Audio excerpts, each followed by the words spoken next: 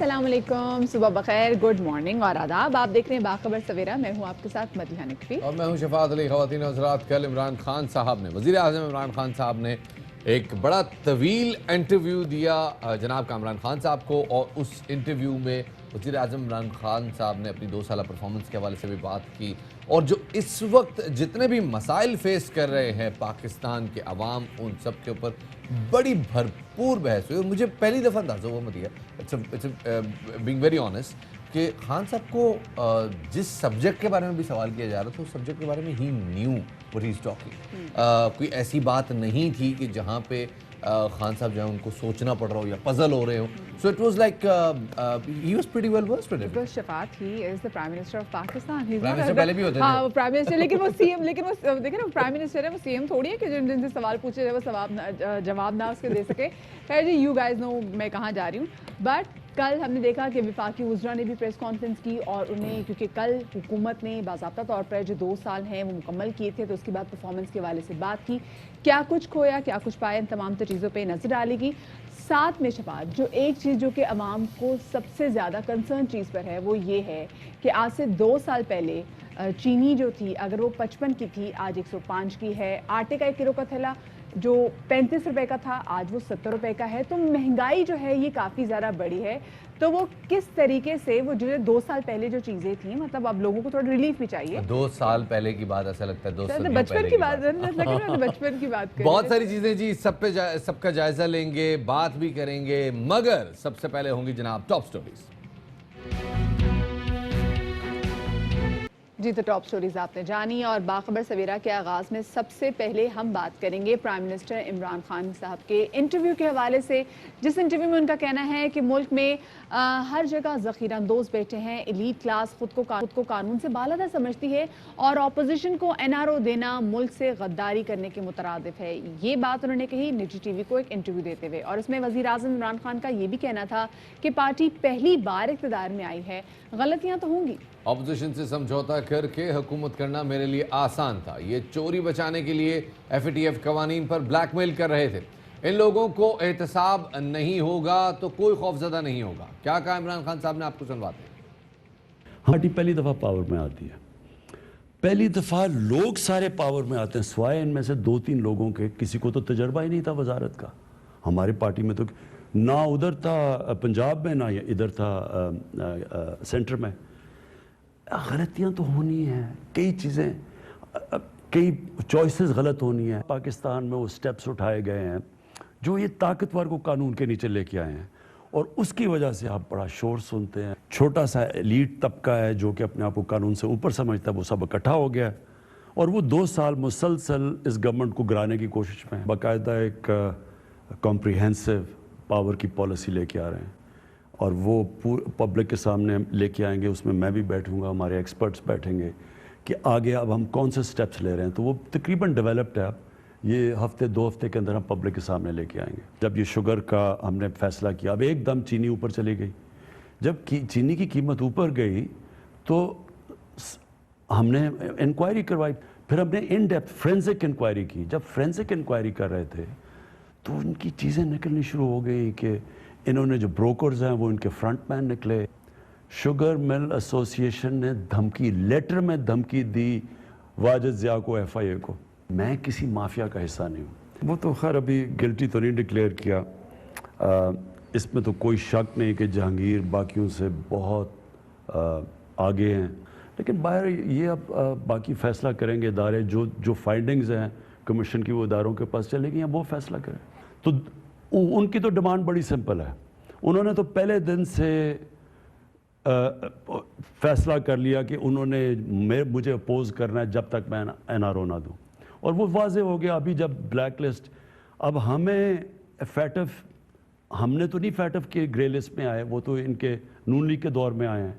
हम उससे निकलने की कोशिश कर रहे हैं, क्योंकि अगर ब्लैक लिस्ट में आप आ जाते हैं मुल्क को बड़ा नुकसान का सामना करना पड़ता है, सैंक्शंस लग जाती हैं, हमारा जो माशी हालात बेहतर होते जा रहे हैं वो फिर नीचे चले जाएंगे। अब हम इनको FATF के लिए जो लेजिस्लेशन पास करनी है, हम उसके लिए बात कर रहे हैं। वो साथ उन्होंने पूरा 38 में से 34 उन्होंने कहा जी कि शिक चेंज करो नैब के कानून में, मतलब नैब को ख़त्म कर दो। अब उनका देखिए, उनका बड़ा क्लियर मकसद है, उनके लीडर्स का, सबका नहीं, लीडर्स का, उनका मकसद सिर्फ ये है कि मुझे ब्लैकमेल करें। उनका तो बड़ा क्लियर है। मैं अगर ये करता हूँ, मैं इस मुल्क से वो गद्दारी करूँगा, वो तो गद्दारी छोड़े, मैं अपने अल्लाह को कैसे जवाब दूंगा। इस इंटरव्यू के दरमियान प्राइम मिनिस्टर इमरान खान ने कराची का खास तौर पर तस्करा किया और कहा कि शहर से मुतालिक अहम फैसले करने वाले हैं। यहाँ मसला लोकल गवर्नमेंट सिस्टम ना होना है, जिसके लिए अदालत क्या हूँ। लोगों की तकलीफ देखते हुए चेयरमैन एनडीएमए को कराची भेजा। 18वीं तरमीम के बाद सूबों के पास इख्तियारात हैं, विफाक मुदाखलत करे तो सूबाई हुकूमत शोर मचाती है। ये वो शहर जो मैं बिलीव करता था कि 80 की दिहाई में, ये अगर वो उस वक्त वो सियासत ना होती लसानियत की, और वो जो वायलेंस हुआ है कराची के अंदर, जो अल्ताफ़ हुसैन लेके आए हैं, वो ना होता, मैं समझता हूँ दुबई आधा होना था जो कराची बना था। अल्ताफ़ हुसैन के वो जो दौर था, नफ़रतें फैला के, एक नॉन लीडर की निशानी होती है कि वो तकसीम करता है माशरे को, क्योंकि कराची पाकिस्तान का इकोनॉमिक इंजन है। कराची ड्राइव करता है पाकिस्तान की ग्रोथ रेट। कराची में सबसे ज़्यादा बिजनेसेस, एंटरप्रेन्योर, वाइब्रेंसी उसके, यानी इतनी मुश्किलात के बावजूद भी कराची में बिजनेस हब है पाकिस्तान का। जो सिंध की पार्टी है वोट लेती है इंटीरियर से, तो उनका इंटरेस्ट उधर चला जाता है। और कराची जो कि पूरा, मैंने अदालत सुप्रीम कोर्ट में गया हुआ हूँ, मैंने केस किया हुआ है कि कराची में एक लोकल गवर्नमेंट, सिंध में लोकल गवर्नमेंट सिस्टम आना चाहिए, और लोकल गवर्नमेंट सिस्टम एक कॉन्स्टिट्यूशनल राइट है। तो वो जब तक, देखिए ना, पहले तो ये सोचो कि कराची में क्या कर सकता हूँ मैं, क्योंकि गवर्नमेंट तो सिंध की है, बजट तो उनके पास जाता है, पैसे तो सेंटर उठा के फेडरेशन जो है वो सूबे के हिस्से दे देती है। अब इसको कैसे ठीक करना है?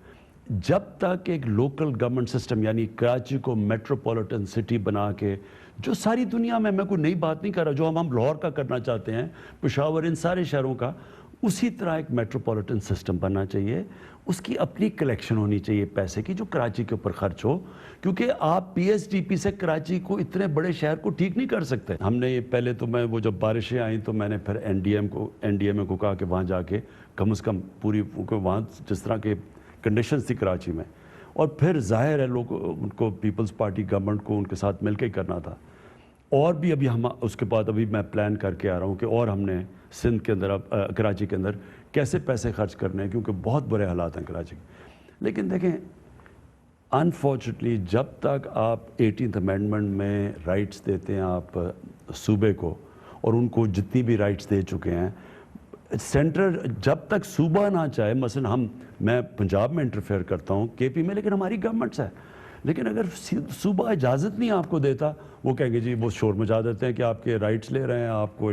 हमने जो इस तरह इस सिचुएशन में बैठ के, जिधर के गवर्नमेंट किसी और पार्टी की है, जो भी हम कर सकते हैं वो अब हम करने वाले हैं। उस्मान बुज़दार साहब के हवाले से केस, जो शराब लाइसेंस केस बना है, उसको वज़ीर आज़म ने एक मजाक करार दिया। कहा कि बड़े सूबे के वज़ीर आला को बुलाकर शकूक व शुबहात पैदा कर दिए गए। अगर केस मजबूत है तो सबसे पहले मैं कहूँगा कि ओहदा छोड़ दो। मान के ऊपर कोई कभी कुछ कहता है, कभी कुछ कहता है। आईबी से मैं एक एक चीज़ को चेक करवाता हूँ, एक एक जो इसके ऊपर इल्ज़ाम लगा मैं चेक करता हूँ। ये जो इल्ज़ाम लगा इसके ऊपर शराब के लाइसेंस का, ये इतना मजाक है। बड़े सूबे के चीफ मिनिस्टर को आपने ऐसे बुला लिया और शक पैदा कर दिया। अगर कोई केस तकड़ा है तो सबसे पहले तो मैं उसको कहूँगा उस्मान आप छोड़ें। दूसरी चीज़ ये, उस उस्मान का प्रॉब्लम क्या है, क्योंकि वो मीडिया सेवी नहीं है, वो मीडिया पे नहीं जाते, वो खुद जाके अपने आप को डिफेंड नहीं करते, उनके ऊपर जो मर्जी इल्ज़ाम लगा देते हैं। कई दफ़ा बड़ा अफसोस होता है कि उनको जिस तरह के अटैक किए जाते हैं, कोई पीछे पहले पूछ तो ले कि कैसे हैं। असल बात ये पूछें कि क्या पंजाब के अंदर क्या काम हो रहे हैं, क्या पंजाब के अंदर चीज़ें हो रही हैं। अब मैं जानता हूँ कि पंजाब की जो प्लानिंग इस वक्त हो रही है, वो तीनों सारे सूबों से आगे निकले हुए हैं। वो इस इंटरव्यू में कोरोना के हवाले से एक सवाल का जवाब देते हुए वज़ीर आज़म इमरान खान ने कहा कि जब कोरोना की वबा आई तो इटली और चीन जैसे ममालिक ने सख्त लॉकडाउन किया, लेकिन मोदी ने भारत में कर्फ्यू नाफिज किया। मुझे भी लॉकडाउन का मशवरा दिया गया, मगर मैंने समझाया कि पाकिस्तान के हालात चीन या इटली जैसे नहीं हैं। मोदी के लॉकडाउन के नताइज मनफी निकले, जबकि दूसरी तरफ माइक्रोसॉफ्ट के बानी बिल गेट्स ने कोरोना की रोकथाम के हवाले से नाफिज लॉकडाउन या इक़दामात की पॉलिसी समझने की ख्वाहिश का इजहार किया और इस बात का एतराफ़ किया कि स्मार्ट लॉकडाउन ने निचले तबके को महफूज रखा।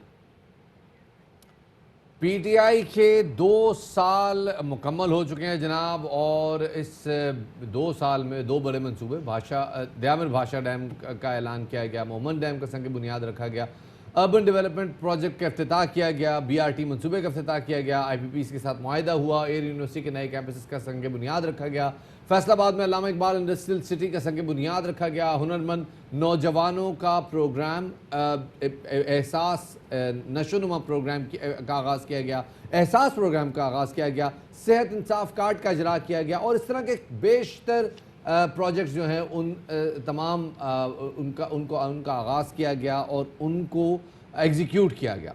इस हवाले से हमने एक रिपोर्ट तैयार की है, आपके साथ शेयर करते हैं। दूसरी जानिब अपोजिशन लीडर शहबाज शरीफ ने ट्वीट किया है कि हुकूमत ने 2 साल में तबाही के अलावा कुछ नहीं किया। हुकूमत की 2 साल कारकर्दगी मुंह बोलती तस्वीर है। अवाम बदतरीन सियासी इंजीनियरिंग के तजर्बे की सजा भुगत रहे हैं। और इसी तरह बिलावल भुट्टो ने भी अपनी ट्वीट में लिखा है कि 2 साल से बरसर इक़्तिदार हुकूमत ने मुल्क की तारीख की बदतरीन मईशत दी है और कश्मीर से लेकर सऊदी अरब तक खारजा पॉलिसी नाकाम हुई है। जमहूरियत इंसानी हकूक मुश्किलात से 2-4 है, बेरोजगारी बुलंद सतह पे है, जबकि ट्रांसपेरेंसी इंटरनेशनल ने कहा कि मुल्क में करप्शन पहले से ज़्यादा है। तर्जुमान नून लीग मरियम औरंगजेब ने रद्दमल जाहिर करते हुए कहा कि महंगाई 13% की बुलंद तरीन सतह पर पहुँच चुकी है। 2 साल में 13,000 अरब का कर्ज का इजाफा हुआ है। 600 वजीर भी आ जाएं, नाकामी का बयानिया दब नहीं सकता। क्या कहा मरियम औरंगजेब ने, आपको सुनवाते हैं। बोलने का रिकॉर्ड इमरान साहब और उनके टोले का अब Guinness world book of record में भी कोई तोड़ नहीं सकता। कहानी शुरू हुई 90 दिन से, फिर वो आई 100 दिन के प्लान पे, फिर वो आई 1 साल के प्लान पर, और अब 2 साल मुकम्मल होने पर एक भी वादा मुकम्मल नहीं। हर कमिटमेंट पे यू टर्न की फखरिया पेशकश मौजूदा हुकूमत की जारी है। ये वाहिद वजीर आज़म है मुल्क का जो नोटिस लेकर तबाही करता है। कोरोना को बैसाखी की तौर पर इस्तेमाल किया जा रहा है। हुकूमत के 2 साल मुकम्मल हो चुके हैं और इसी वाले से मजीद बात करेंगे। हमारे साथ मौजूद हैं तहरीक इंसाफ के रहनुमा सेनेटर वलीद इकबाल साहब, उनको शामिल गुफ्तगू करेंगे। वली साहब, बहुत शुक्रिया आपका कि आपने हमें वक्त दिया। वली साहब, हुकूमत ने 2 साल मुकम्मल किए हैं, आप कहिएगा कि क्या हुकूमत मुतमईन है अपनी 2 साल की कारकर्दगी में? आपको लगता है कि जो आप लोगों के टारगेट थे वो तमाम तरह अचीव हो गए हैं इस 2 साल के जो बनाए थे? जी, मैं समझता हूँ कि जिस तरह प्राइम मिनिस्टर ने कहा कल शाम में कि ये पहली मर्तबा पार्टी को गवर्नमेंट में आने का मौका मिला है, तो परफेक्ट तो आप नहीं समझ सकते, गलतियाँ भी हो सकती हैं और उसके अलावा चैलेंजेस का भी सामना है और बहुत तारीखी किस्म के चैलेंजेस का सामना था। लेकिन मैं समझता हूँ कि अल्लाह ताला ने सुरखरू किया है और आपने बहुत सारी चीज़ें तो गिनवा दी हैं अपने इस प्रोग्राम पर। जिस तरह मैं बल्कि सबसे हाल ही की बात जो है उससे शुरू करते हैं कि आईपीपीज़ का जो मामला जो रीनेगोशिएट किया है, ये आप देखें तमाम जरीदे भी इसको एक्नॉलेज कर रहे हैं कि गवर्नमेंट की अचीवमेंट्स में से एक है, क्योंकि 1994 की पॉलिसी के नीचे जो आईपीपीज़ जो है कायम किए गए बेनज़ीर भुट्टो साहिबा के दौर में, उसके बाद 2002 में जो कायम किए गए आईपीपीज़ जनरल मुशर्रफ के दौर में, किसी माजी की गवर्नमेंट ने, अब देखें ना 1994 और 2002 को कितने दहाइयाँ गुजर चुकी हैं, किसी गवर्नमेंट ने ये रीनेगोशिएशन नहीं की। तो ये एक पहला बड़ा अहम सिग्निफिकेंट स्टेप है जिससे पावर सेक्टर में जो है वो इस्लाह आएगी और इंशाल्लाह आवाम को रिलीफ मिलेगा। आपने एहसास प्रोग्राम का जिक्र किया। हमारा वादा जो 2018 के इलेक्शन के लिए था वो ये था, अव्वलीन वादा हमारा मंशूर ये था कि सबसे बेहतरीन डेवलपमेंट जो है वो ह्यूमन डेवलपमेंट है। और आप देखें एहसास प्रोग्राम की जो उसमें से 8 लाख से ज़्यादा जो मुस्तहकीन नहीं थे, जिनको बदउनवानी की वजह से बीच में डाला गया था, उनको क्लीन अप किया। फिर उसको मज़ीद एक्सपैंड किया, जो बेनज़ीर सपोर्ट प्रोग्राम था उसको मज़ीद एनहांस किया, और आपने देखा कि गुरबा के ऊपर सारा मरकज़ था तवज्जो का, लंगर खानाज जो थे उनके ज़रिए, पनाह गाहों के ज़रिए जिनके सरों पे छत नहीं है। तो बड़ा ये गरीब, जिसे कहते हैं ना, अपना पुअर क्लास के, गरीब तबके के ऊपर जो है इसका फोकस रहा। उसके साथ साथ आपने कोविड-19 के दौरान भी देखा कि किस तरह से 1 करोड़ और 60 लाख खानदानों को जो है रिलीफ पहुंचाई गई। कंस्ट्रक्शन सेक्टर में जो पैकेज दिया गया है वो कंपनियों के लिए नहीं है, वो भी मजदूरों के लिए है।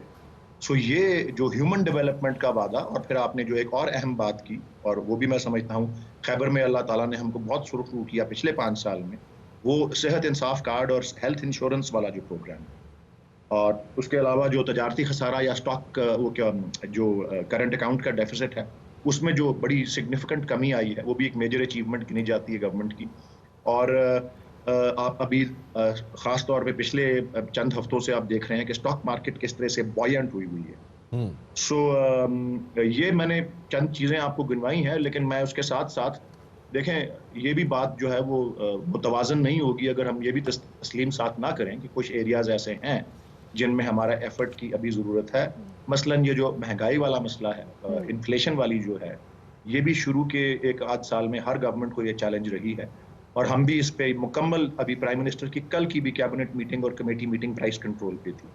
और ये जो ब्लैकमेल कर रहे हैं माफियाज गवर्नमेंट को, खासकर चीनी और आटे के हवाले से, उस पे गवर्नमेंट ने इंपोर्ट का भी इंतज़ाम किया है। इंशाल्लाह 24 अक्टूबर को जहाज़ लग जाएगा, और ये जो ज़ख़ीरा अंदोज़ों के और ये जो माफियाज हैं उनके बिल्कुल सीने के अंदर छुरा जो है इंशाल्लाह जो है घोंपा जाएगा उसके नतीजे में। और सिमिलरली ये आपने जो जिन इक़दामात का जिक्र किया, डेफिनेटली अवाम के मसाइल हैं, अवाम इसको ज़ाहिर है कंसर्न्ड हैं इस पे, लेकिन एक तासुर ये भी है कि वो लोग जो ज़ख़ीरा अंदोज़ी करते हैं उसके ज़रिए पहले मुनाफा कमाते हैं, फिर बाद में जब इम्पोर्ट पे सब्सिडी आती है तो इम्पोर्ट की सब्सिडी भी खुद ही करते हैं और ख़ुद ही इम्पोर्ट भी कर लेते हैं। इस तरह वो डबल मुनाफा कमाते हैं।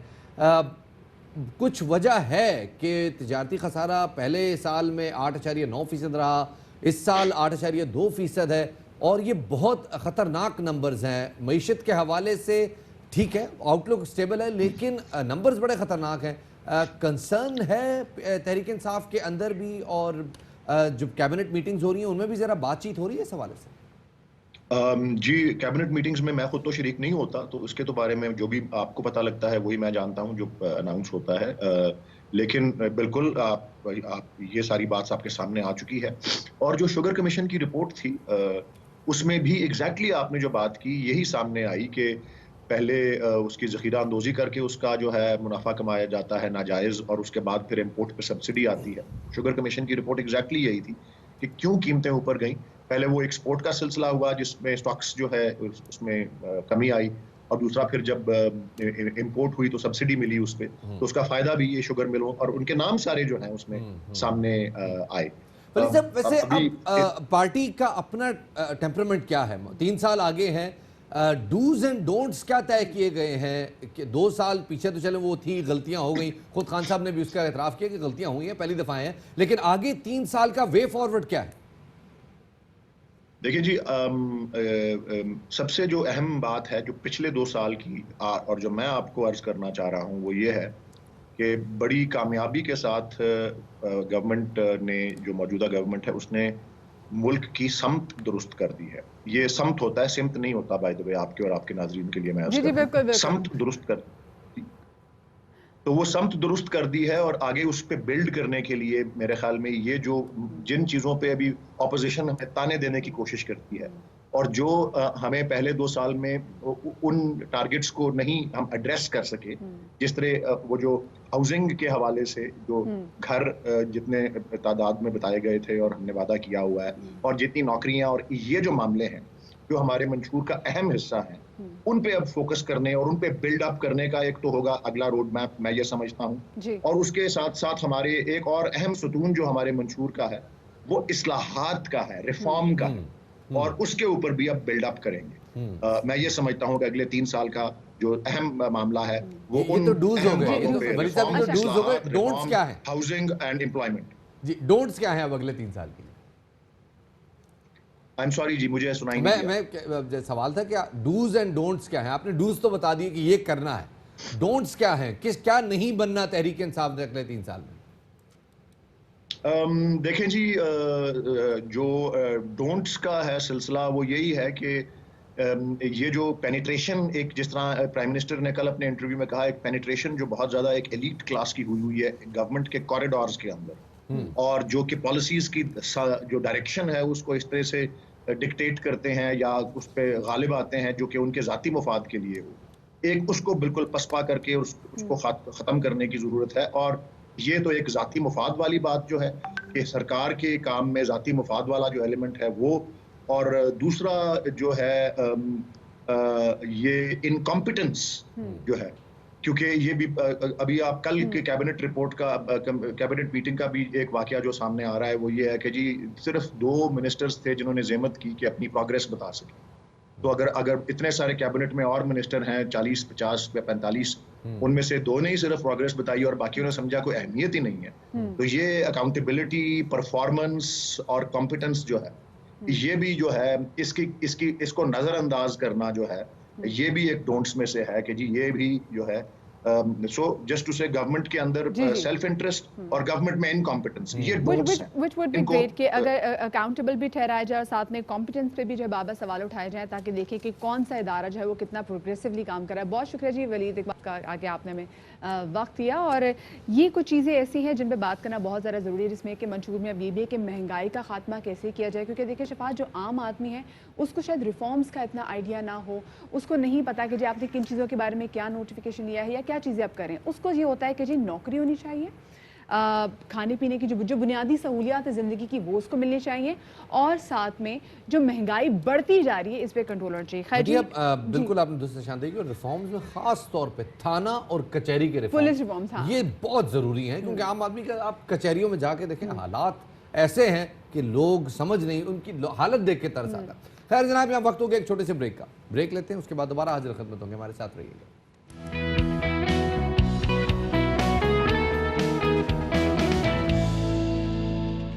Welcome back after the break. اور بریک کے بعد آپ کو بتاتے چلیں کہ پاکستان کے خلاف افغان خفیہ ایجنسی NDS اور را کی نئی سازش بے نقاب ہو گئی ہے.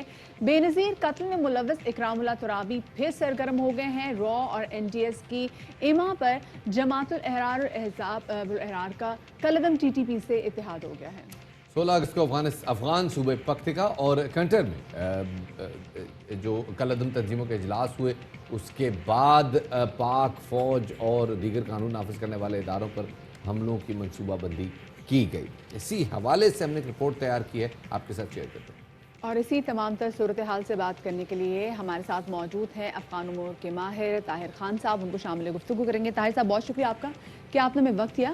طاہر صاحب یہ بتائے گا کہ افغانستان میں را اور NDS کے ایما پر جو جماعت الاحرار حزب احرار کا کالعدم TTP سے اتحاد ہوا ہے, یہ کتنا ڈینجرس ہے اگر خطے کے لیے دیکھا جائے؟ بہت شکریہ آپ کا. جو آپ کے سوال کا پہلا حصہ تو رپورٹ میں بھی آ گیا ہے, آپ نے بھی اس کا ذکر کیا ہے. میں جو خطے والی آپ کا سوال کا حصہ ہے اسی پہ آؤں گا, اور اس میں تو کوئی دو رائے نہیں ہے. جس طرح آپ نے ویڈیو کلپ دکھایا, اسی کلپ میں آخر میں TTP کالعدم کے چیف بھی بولتے ہیں, اس کے سربراہ بولتے بھی ہیں, اور وہ اس کا اظہار کرتے ہیں کہ پاکستان کے خلاف, پاکستان ریاست کے خلاف ان کے وہ جو مسلح کارروائیاں ہیں وہ جاری رہیں گی.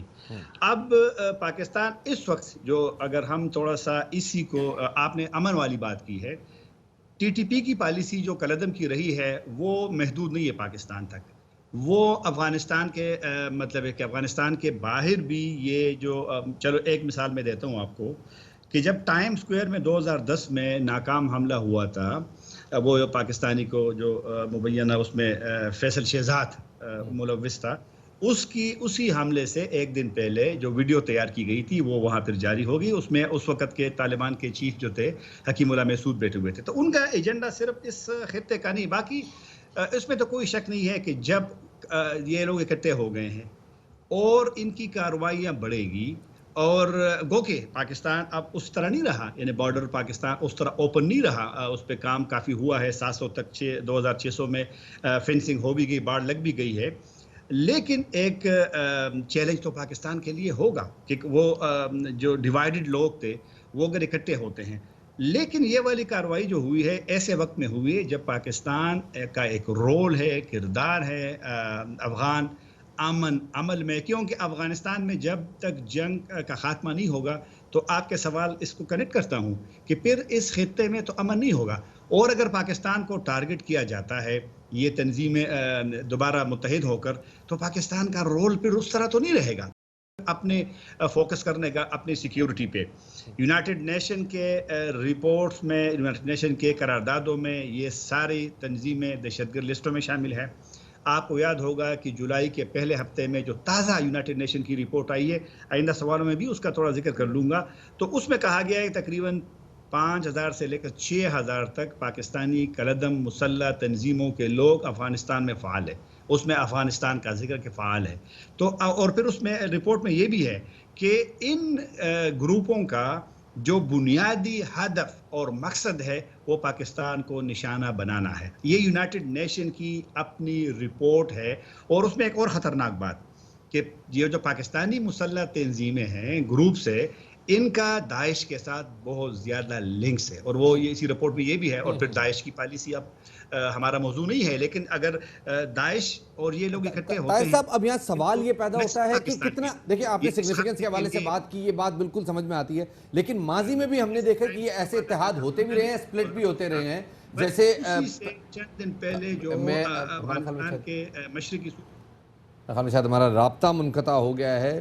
جناب ایک بڑی اہم پیش رفت تھی، اور اسے ہم نے بات کی جناب طاہر خان صاحب سے، جو کہ افغان امور کے ماہر ہیں، اور ان کا کہنا تھا کہ پاکستان کے لیے یہ ہونے والا اتحاد کافی چیلنجنگ ثابت ہو سکتا ہے، کیونکہ پاکستان نے ایک بڑی طویل جنگ لڑی ہے دہشت گردوں کی کمر توڑنے کے لیے، اور اب اس ایسے معاملے میں ان تمام جماعتوں کا اکٹھا ہونا ممکنہ طور پہ دوبارہ سے ایک اور ہوا دے سکتا ہے، دہشت گردی کی نئی لہر کو جنم دے سکتا ہے۔ بالکل شفاعت، اور یہ کافی زیادہ خطرناک بات ہو سکتی ہے خطے کے امن کے لیے۔ اب ذرا آگے بڑھتے ہیں اور آپ کو بتائیں کہ عام استعمال اور کھانے پینے کی اشیاء کی قیمتوں کو نیچے لانے، اور جو ہم پہلے بات بھی کر رہے تھے اس ٹاپک سے پہلے کہ کتنا ضروری ہے کہ وہ چیزیں جو کہ اشیاء خرونوش میں جن کا شمار ہوتا ہے ان کی قیمتوں کو کم کرنا چاہیے تاکہ عام عوام کو ریلیف ملے، تو ان قیمتوں کو نیچے لانے اور مستحکم رکھنے کے لیے وزیر اعظم عمران خان نے اب اس کا بیڑا اٹھا لیا اور متعلقہ حکام کو ذخیرہ اندوزوں کے خلاف بلا تفریق کارروائی کی ہدایت کی، اور اشیاء خرونوش کی قیمتوں سے متعلق اجلاس پر وزیر اعظم عمران خان کو بریفنگ بھی دی گئی، جس میں عمران خان صاحب نے ذخیرہ اندوزوں اور ملاوٹ کرنے والوں کے خلاف سخت اقدامات کی ہدایت کی ہے۔ اجلاس میں وفاقی وزراء، مشیران، معاونین خصوصی سمیت چاروں صوبوں کے چیف سیکریٹریز بھی شامل تھے، اور دوسری جانب خفیہ اطلاع پر کارروائی کے دوران سندھ پنجاب بارڈر پر 500 ٹن چینی پکڑی گئی ہے، اور یہ چینی پنجاب میں پکڑ دھکڑ کے باعث سندھ منتقل کی جا رہی تھی۔ ذرائع کا یہ بھی کہنا ہے کہ JDW اور اتفاق شوگر ملز چینی کی منتقلی میں ملوث ہیں۔ اسی حوالے سے بات کرنے کے لیے ہمارے ساتھ موجود ترجمان پنجاب حکومت جناب مسرت چیمہ صاحبہ، انہیں شامل گفتگو کرتے ہیں۔ مسرت صاحبہ، بہت شکریہ ہمیں وقت دینے کے لیے۔ پہلے تو یہ بتائیے گا، مہنگائی سے عوام بہت زیادہ پریشان ہے، مسلسل ہورڈنگز کی شکایت آ رہی ہیں، مسلسل سٹاکس بڑھتے جا رہے ہیں چینی کے، اور مسلسل قیمت بھی بڑھتی جا رہی ہے چینی کی۔ 105 روپے پہ پہنچ گئی ہے قیمت، جب نوٹس لیا گیا تھا تب 80 روپے پہ تھی۔ کیا اتنا بڑا مافیا ہے یہ چینی کا کہ یہ حکومت سے بھی بڑا ہو گیا اور حکومت کی ریٹ سے بھی بڑا ہو گیا؟ بسم اللہ الرحمن الرحیم، بہت شکریہ۔ بیسکلی ذخیرہ اندوزی کے خلاف آپ کو پتہ ہی ہوگا کہ پنجاب حکومت نے سخت ترین اقدامات اٹھائے ہیں۔ اس حوالے سے ہم نے لیجسلیشن بھی اس لیے کی کہ جب تک قانون کی بیکنگ نہیں ہوگی، قانون سازی نہیں اس پہ کریں گے، ہم ان پہ پورا ہاتھ نہیں ڈال سکتے۔ اور اس قانون سازی کا سب سے بڑا فائدہ ہوا ہے، اس کی وجہ یہ ہے کہ اس کی وجہ سے جو ذخیرہ اندوزی کے مرتکب مالکان ہیں ان کو جیلوں میں ڈالا جائے گا۔ اور اس سے قبل کیا ہوتا تھا، چھاپا پڑا اور وہاں پہ جو بیچارے ملازمین ان کو پکڑا جاتا تھا۔ اور اس کے علاوہ جو پنجاب کی سرکاری مشینری ہے اس کے ساتھ ساتھ ہم نے پرائس کنٹرول کمیٹیوں کو بھی بڑا فعال کیا ہے۔ تو یو ول سی انشاءاللہ تعالی आने वाले टाइम में हर आने वाले दिन में हम ये जो इस तरह की आप ये देखेंगे जो टनों के हिसाब से ये जो शुगर माफिया और आटा माफिया पंजाब में सख्ती है तो वो सिंध के बॉर्डर पे ले जाते हुए पकड़ी गई। और इसमें जो प्राइम मिनिस्टर साहब का जो कंसर्न है, उन्होंने अपने करीब तरीन जो लोग थे, साथी थे, उनको भी इस मामले में टॉलरेट नहीं किया और इंशाल्लाह हम आवाम को रिलीफ देने के लिए ये सारे इकदाम उठा रहे हैं इंशाल्लाह, अल्लाह करे ऐसा हो। अच्छा मुसर्रत साहिबा, जैसे भी आपने बात की कि जो प्राइस कंट्रोल कमेटीज़ हैं उनको भी आपने फाल किया, लेकिन उसके बावजूद हम देखते हैं अगर हम सिर्फ पंजाब के ही हवाले से बात करें तो पंजाब में पिछले दिनों जैसे आटे की कीमत में फिर इजाफा हुआ था, जो रोटी जो 15 रुपए की थी वो 20 रुपए की मिलने लगी, तो एकदम जो कीमतों में खुद ब खुद इजाफा कर दिया जाता है। तो किस तरीके से आप लोग मॉनिटर कर रहे हैं कि मुसलसल, चाहे वो ज़रूरी नहीं कि वो तंदूर हो, लेकिन बाकी भी तमाम से, चाहे वो दूध की दुकान हो चाहे दूध दही की दुकान हो, लेकिन वहाँ पे मॉनिटर करने की ज़रूरत है कि जो कीमतें जो हुकूमत की जानिब से दी गई हैं उन्हीं कीमतों पे चीज़ें फ़रोख्त हो। बिल्कुल मदीहा, उसके लिए हमारा तरीकाकार ये है कि एक तो हम मल्टी डायमेंशनल वर्किंग कर रहे हैं। मसलन उसमें खाली प्राइस कंट्रोल कमेटीज को तो हमने बहुत फाल किया, लेकिन उसके साथ साथ हमने पंजाब कीमत ऐप भी लॉन्च की, जिसकी वजह से आप किसी भी जगह से किसी भी चीज़ की अगर प्राइस ओवर प्राइसिंग की हुई है सरकारी रेट से ज़्यादा, तो वो आप इन्फॉर्म कर सकते हैं। और इस मद में बहुत ज़्यादा हमने FIR भी लॉन्च की, और हमारा जो अगर आप ये प्राइस के हवाले से या होर्डिंग के हवाले से लेजिस्लेशन देखें तो वो भी बड़ी इसीलिए सख्त है। और आप इंशाल्लाह देखेंगे कि जब ये कानून की गिरफ्त में जैसे जैसे लोग आते जाएंगे तो ये फिर एक कानून के थ्रू जो कम्युनिकेशन होती है, सजा के थ्रू जो कम्युनिकेशन होती है, उसका इम्पैक्ट ज्यादा आता है। तो हर आने वाले दिन में इंशाल्लाह यू विल सी आप इम्प्रूवमेंट। लेजिस्लेशन भी हो गई है, छापे भी मारे जा रहे हैं, टॉलरेट भी नहीं किया जा रहा, लेकिन चीनी की कीमत तो फिर भी कम नहीं हो रही। तो मुसलसल साहब हमारे साथ मौजूद हैं, आज एक खुशखबरी सुना दें हमें कि कब तक चीनी की कीमत जो है ये कम से कम 100 रुपए से तो नीचे आएगी। देखिए, चीनी और आटे की जो कीमतों में इजाफे की एक वजह पैदावार में कमी, और फिर इस सिलसिला में हम लोग क्या कर रहे हैं कि चीनी और आटे को हम बरामद कर रहे हैं। चीनी की पैदावार में इस साल कमी नहीं है, वो तो एक्सपोर्ट भी की। जी, चीनी की पैदावार में इस साल कमी नहीं है, चीनी की पैदावार बहुत अच्छी हुई। मैं जो अर्ज करूँ ना, मेरी कंप्लीट कर लेने दे। मैं आटे के बारे में भी बात कर रही हूँ। हम लोग जिससे जब मार्केट की जो इसमें जब सप्लाई बेहतर होगी तो इंशाल्लाह ताला कीमतों में इस्तेकाम आ जाएगा। ये जो बीच में ब्लैकमेलिंग और ये बहाना बना के कि शायद कमी है, किल्लत है, तो उससे काफी हद तक काबू पाया जाएगा। लेकिन एक और जब सबसे अहम बात बताऊं मैं चीनी के हवाले से, हमारी गवर्नमेंट यानी कि फेडरल गवर्नमेंट इस पे बहुत, प्राइम मिनिस्टर साहब खुद इस पे बहुत दिलजमी से वो अपनी टीम से काम करा रहे हैं कि जो शुगर की जो पैदावारी कीमत है उसको वंस फॉर ऑल तय कर लिया जाए कि इसकी कितनी कॉस्ट है, बजटिंग उसकी सारी करके, और फिर ताकि आने वाले टाइम में मुस्तकबिल में ये जिस वक्त मर्जी उतार चढ़ाव कर दिया जाता है, यानी कि पहले आप उसको आपको पता ही है कि जिस तरह से उसको बाहर के ममालिक में भेज के और फिर यहाँ पे मसनूई किल्लत पैदा करके तो अपनी मनमानी कीमतें वसूल की जाती रही हैं। लेकिन अब हम क्या कर रहे हैं कि हम इसकी जो पैदावारी कीमत है उसका तयन करके, जिसमें हम इस इंडस्ट्री को शामिल करके, ये सिर्फ गवर्नमेंट नहीं करेगी, तो फिर इंशाल्लाह ताला नियर फ्यूचर में कीमतों का तयन, बहरहाल वो अभी तक बात वहीं की वहीं है। कीमतें नीचे आएंगी तब जब मार्केट में सप्लाई बेहतर होगी और ये ज़ख़ीरा अंदोज़ी ख़त्म होगी। बहुत बहुत शुक्रिया जी, मुसाहिबा हमारे साथ मौजूद थी, तर्जमान हुकूमत पंजाब। और अब ज़रा बात कर लेते हैं, क्योंकि हमने देखा है कि मुल्क में जैसे गंदम का बहरान है, तो उसके खात्मे के लिए हुकूमत एक इकदाम किया है कि 24 और 28 अगस्त को गंदम से भरे 2 जहाज़ पाकिस्तान पहुँच रहे हैं और दोनों जहाज़ों में 1,30,000 मेट्रिक टन गंदम लाई जा रही है। और ज़रा ये भी कहते हैं कि सितंबर के आखिर तक मज़ीद 9 जहाज़ 5.5 लाख मेट्रिक टन गंदम लाएंगे। वक्त हो गया एक छोटे से ब्रेक का, हमारे साथ रहिए।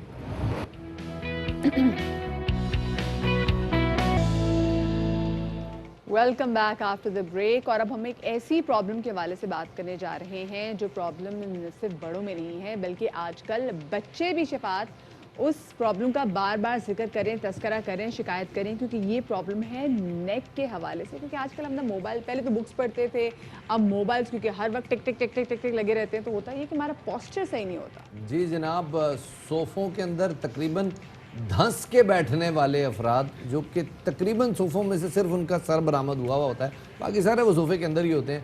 उसके बाद वो कंप्लेन करते हैं यार मेरी गर्दन दुख रही है, मेरी कमर दुख रही है, और ख़ास तौर पे ये अपर थोरेसिक रीजन जो है इसमें काफ़ी सारे ज़्यादा muscles, हाँ। काफ़ी ज़्यादा जो है वो पेन की शिकायत लोग करते भी हैं। लेकिन गर्दन का मामला ये है जनाब कि गर्दन के एक तो मदिहा मामला है जो है ना, ज़रा आपका वो ज़रा फ़ोन को ऐसे करके हाँ, पकड़ना, इस और दूसरा है जनाब गर्दन में से पटाखे निकालना। देखिए शबाज, पहले जब किताब पढ़ते थे, अखबार पढ़ते थे, चलो हम यूँ करके पढ़े, लेकिन अब चूंकि हर वक्त होता है फ़ोन, तो हमारे हर वक्त फ़ोन में मुसलसल, आप अक्सर कभी बाहर भी निकले, मॉल में भी जाएं, तो आप लोग जो है ना मुसलसल फ़ोन पे लगे रहेंगे और आप आगे देखेंगे नहीं, और ये मुसलसल, और ये बड़े नहीं, ये बच्चे भी ठीक ठाक कर रहे हैं, बच्चों के पास तो आईपैड भी हैं, सब ये कर रहे होते हैं। तो मुझे भी जैसे लग रहा है कि शायद बोन बढ़ गई है। पहले जो है ना बच्चे किताबें ऐसे पढ़ते थे छुप के, और खास तौर पर रिसाले जो आते थे, और अब कौन से रिसाले आप चुपके पढ़ते थे? नॉर्मल रिसाले ही होते थे यार, पाबंदी होती थी ना, वो गंदे बच्चे पढ़ते होते थे रिसाले। तो जनाब क्या होता है, इस हवाले से बात करने के लिए हमारे साथ मौजूद हैं माहिर हड्डी जोड़ पट्टा यानी कि ऑर्थोपेडिक और बैठे हैं जनाब डॉक्टर इफ्तिखार अहमद साहब। अस्सलाम वालेकुम। वालेकुम सलाम। सर ये जो गर्दन का मसला है, दो मसले, एक तो ये पोस्चर ऐसे करके रखना, और दूसरा फिर बाद में जब उसमें स्ट्रेस आता है तो फिर उसको क्रैक्स के ज़रिए निकालना, कितना ख़तरनाक हो सकता है? जी, ख़तरनाक तो अपनी जगह पे है, क्योंकि आजकल हमारी जो है ना गैजेट्स की लाइफ हो गई है, और दूसरा सोशल मीडिया ओरिएंटेड जो है ना वो लाइफ हो गई है। हाँ, सब ठीक है, तो उसके लिए हम लोग क्या करते हैं, या तो सारा दिन मोबाइल यूज़ करते हैं, और दूसरा ये स्पेशली ये कोविड डेज़ जो थे, ये तो बहुत ही स्ट्रेसफुल डेज़ थे, क्योंकि लोग फ्री थे, कोई काम करने को नहीं था, तो सारा दिन घर में थे, बस यही था, गैजेट्स यूज़ करते हैं। तो इसके लिए जो है ना बेड पोस्चर की वजह से ये तकलीफ़ें होना लोगों को शुरू हुई हैं। ये बहुत कॉमन प्रॉब्लम है, स्पेशली यंग वंस में, और तो चिल्ड्रन भी प्रेजेंट कर रहे हैं नेक पेन के हिसाब से, बैक पेन, नेक पेन के हिसाब से। तो ये अगर इस पोस्चर को आपने ठीक नहीं किया और ज़्यादा देर तक यूज़ करें, क्योंकि आजकल बच्चे गेम्स भी खेलते हैं, बिल्कुल हर वक्त खेलते हैं, ठीक है, तो वो भी बेड पोस्चर। डॉक्टर साहब सिर्फ बच्चे गेम्स ही खेले, लेकिन बच्चों की जो आजकल स्कूलिंग है वो भी मोबाइल पे हो गई है, वो भी पूरी मोबाइल या आईपैड ओरिएंटेड हो गई है। तो इसकी वजह से वो क्या होता है, बेड पोस्चर की वजह से नेक पेन और स्ट्रेचिंग ज़्यादा होती है, मसल्स पे स्ट्रेस ज़्यादा पड़ता है, तो उसकी वजह से पेनफुल होता है। तो ये अगर पोस्चर ठीक नहीं किया गया तो ये फ्यूचर में उनके लिए नुकसानकार होगा, क्योंकि एग्रीवेट करके तो ये कितनी प्रॉब्लम हो सकती है। जी देखें, अगर एग्रेवेट कर दिया तो ये वैसे तो कॉमन एज जो हमारे मेडिकल टर्मिनोलॉजी में यूज़ करते हैं, सर्वाइकल स्पॉन्डाइलोसिस, वो लेट एज में प्रेजेंट करती है, जैसे आफ्टर 50 या 60 ईयर्स, मोस्ट कॉमन। लेकिन हमने देखा है कि लोग 30s में भी उनको सर्वाइकल पेन हो रही है। सर्वाइकल पेन के साथ प्रेजेंट करते हैं, और उनको जो है ना जो है ना मतलब कंफर्म्ड एक डिजीज़ जो है ना वो डायग्नोज भी होती है हमारे पास, कि उनकी जो है ना नसों पे मसला हो रहा है, या फिर पट्ठों मतलब हड्डी पे कुछ ना कुछ प्रॉब्लम है। तो इसका पोस्चर के साथ किया जाए, जो लोग सीट के पीछे एक जो है ना वो पोस्चर के लिए कुशन रखते हैं, वो नीचे से तो पोस्चर देते हैं, ऊपर से फिर भी यूं। हाँ, अपराइट पोस्चर बहुत लाजमी है इसमें, एक चीज़ अपराइट पोस्चर। और अपनी मोबाइल को कम से कम अपनी जो है ना आइज़ के सामने रखें, नीचे झुक के ना देखें, ठीक है, जितना झुक के देखेंगे उतना। यूं गोद में रखे कहते हैं ना, आंखों के सामने ही, आंखों के सामने नहीं तभी तो मैंने पहले वर्ड यूज किया कि अपराइट, आई लेवल पे होना चाहिए। आपकी टीवी भी यूजेज जो है ना वो कम से कम आपकी अपराइट पोजीशन में और आई लेवल पे होना चाहिए, नीचे नहीं होनी चाहिए कोई चीज़। जैसे आपका एग्जीक्यूटिव्स को देख लें, वो लैपटॉप जो यूज़ करते हैं वो झुक के यूज़ करते हैं ऑफिस वर्क में, तो ये चीज़ भी आप लोग भी थोड़ा ध्यान करें। हम क्या करें, लैपटॉप ऊपर रखेंगे तो लोग हमें नहीं देख सकेंगे, तो आप सामने देखें कम से कम। हम सामने तो देख ही रहे हैं। जी जी जी जी। अच्छा, अब इसका यूजुअली जो लोग हैं वो इस हवाले से कंसर्न भी होते हैं और कुछ रेमेडीज़ भी करने की कोशिश करते हैं। कुछ लोग जो हैं वो यूजुअली हमने एक टिट्टार एक टेक्निक है जो कि मलेशिया में होती है, उसको उस टेक्निक को यहाँ पे प्रैक्टिस किया जा रहा है कि जी क्रैकिंग्स के ज़रिए आपका पॉस्चर थोड़ा बहुत दुरुस्त हो जाता है, ज़रा वो पटाखे शटाखे निकाल के आपको थोड़ा बहुत वो एक टेम्परेरी रिलीफ दे देते हैं। मैंने खुद किया हुआ, इसलिए मुझे अंदाज़ा है, मैंने खुद ये करवाया है। तो इनफैक्ट हमने अपने शो में कवर भी किया था उसको, तो वो पॉस्चर आपको थोड़े दिन के लिए ठीक हो जाता है, कुछ दिनों बाद दोबारा आप नॉर्मल हो जाते हैं। पॉस्चर के लिए क्या किया जाए, एक्सरसाइज किया जाए, जिम किया जाए, क्या किया जाए? नहीं, पोस्चर के लिए एक तो आप जब यूजेज करें तो एक टाइमली यूजेज करें, ठीक है, कि कोई भी आप गैजेट यूज़ कर रहे हैं, जैसे आप एग्जीक्यूटिव हैं तो आप मैक्सिमम 40-45 मिनट्स तक यूज़ कर सकते हैं। जैसे बच्चे हैं या कोई आप मोबाइल यूज़ कर सकते हैं। मुसलसल स्क्रीन के आगे बैठना लाजमी है आजकल के दिन में। यही तो चीज़ है कि आप 45 मिनट्स मैक्सिमम यूज़ कर सकते हैं कोई भी चीज़, कोई भी गैजेट्स।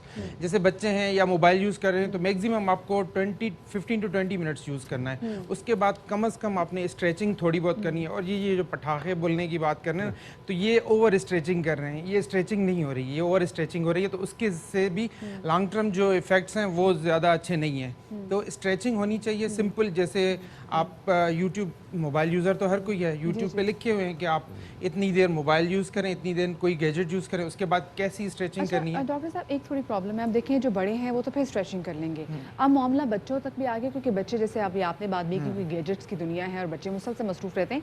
तो जब बच्चे घर में रात में होमवर्क भी कर रहे थे कुछ भी, तो बच्चे बड़े रिलैक्स हो रहे थे कि फ़ोन नीचे रखा ज़मीन पे और उस पर लगे हैं, टैब नीचे रखा तो मुसलसल लगे रहते हैं, या अगर लेटे हुए भी तो लेट के मुसलसल जो है वो मुसलसल उस पर काम करें, या कॉपीज़ वगैरह में भी जिस तरह से कुछ बच्चे बहुत ही ज़्यादा झुके काम करते हैं, तो बच्चों को काफ़ी ज़्यादा इसकी प्रॉब्लम हो रही है। अब देखिए हम बच्चों को फिर बच्चों का पोस्चर कैसे ठीक कराएं, किस तरीके से उनको एक्सरसाइजेज है जो हम बच्चों को सजेस्ट कर सकते हैं, करवा सकते हैं। उसके लिए पेरेंट्स का बहुत इंपॉर्टेंट रोल है कि आजकल कोई टेबल्स भी आ रहे हैं, ठीक है, जिसमें वो बच्चा अपराइट पोजीशन पे वो अपना वर्क करता रहता है, ठीक है, बैठा है, बेड पे ही बैठा हुआ है, ज़रूरी नहीं कि टेबल और चेयर यूज़ करे उसके लिए पढ़ाई करे, बेड पे बैठा हुआ है, टेबल यूज़ कर रहा है, उस पर अपना काम कर रहा है, ठीक है।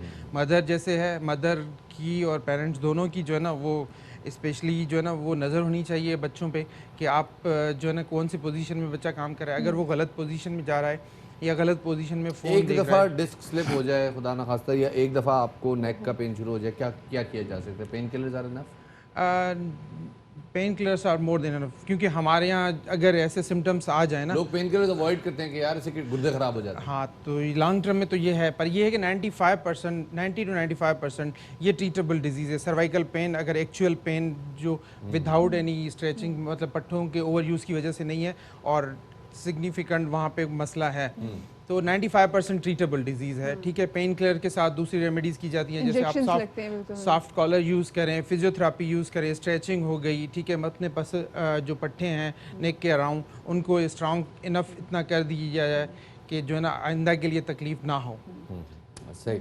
रंजीत, बहुत बहुत शुक्रिया डॉक्टर साहब हमें इस हवाले से आगाही फराहम करने के लिए। हम कोशिश हम भी अपना पोस्चर ठीक रखें, क्योंकि आप लोग हम लोग तो देखते रहते हैं कि आप लोग आप जिस तरह से बैठे हुए ना, आपको देख के मैंने अपना पोस्चर ठीक कर लिया। आप दोनों तो बल्कि मेरे ख्याल से बहुत ही आराम से बैठे हुए, क्योंकि मुसलसल दोनों ऐसे मैं देख रही हूँ। हमारी टीवी स्क्रीन तो हमारी आई लेवल पे होती है, आपके लैपटॉप्स बहुत नीचे होते हैं, फोन उससे भी नीचे होता है। और आप यही सोचिए जब स्कूल में जो बच्चे पढ़ने के लिए जा रहे हैं, यूनिवर्सिटी में जा रहे हैं, तो उनकी अगर टेबल ज़्यादा सारा इतनी ऊंची हो जाएगी तो लेकिन मुसलसल उनको यूं ही काम करना, जिसकी वजह से स्कूल पे जो ना देखें 3 से 6 घंटे की पढ़ाई होती है जो भी बच्चे होते हैं, ठीक है, तो वो उसमें फिर घर आए फिर ट्यूशन चला जाता है तो बच्चे का तो सर ही नीचे, उसमें फिर एक्टिविटीज भी होती है ना डिफरेंट किस्म की, कि बच्चा गेम खेल रहा है, ये कर रहा है, तो कंटिन्यूसली आजकल जो कोविड डेज हैं, स्कूल्स बंद हैं, तो आजकल थोड़ा बहुत डिफिकल्ट हो गया है बच्चों के लिए। बहुत बहुत शुक्रिया जी डॉक्टर साहब, और हमें इस हवाले से आगाही फराहम करने के लिए। स्ट्रेचिंग इससे बहुत जरूरी है भाई, स्ट्रेच दें भाई, टिका के अपने आप को स्ट्रेचिंग करें, पोस्चर ठीक रखें। हाँ, ब्रेक में मेरे ख्याल से प्रॉपर स्ट्रेचिंग डॉक्टर साहब से भी सीख लेते हैं। आप एक छोटी सी ब्रेक पे जाएं, चाय शाय वगैरह पिएं, हम इधर ही मौजूद हैं, ब्रेक के बाद मिलते हैं।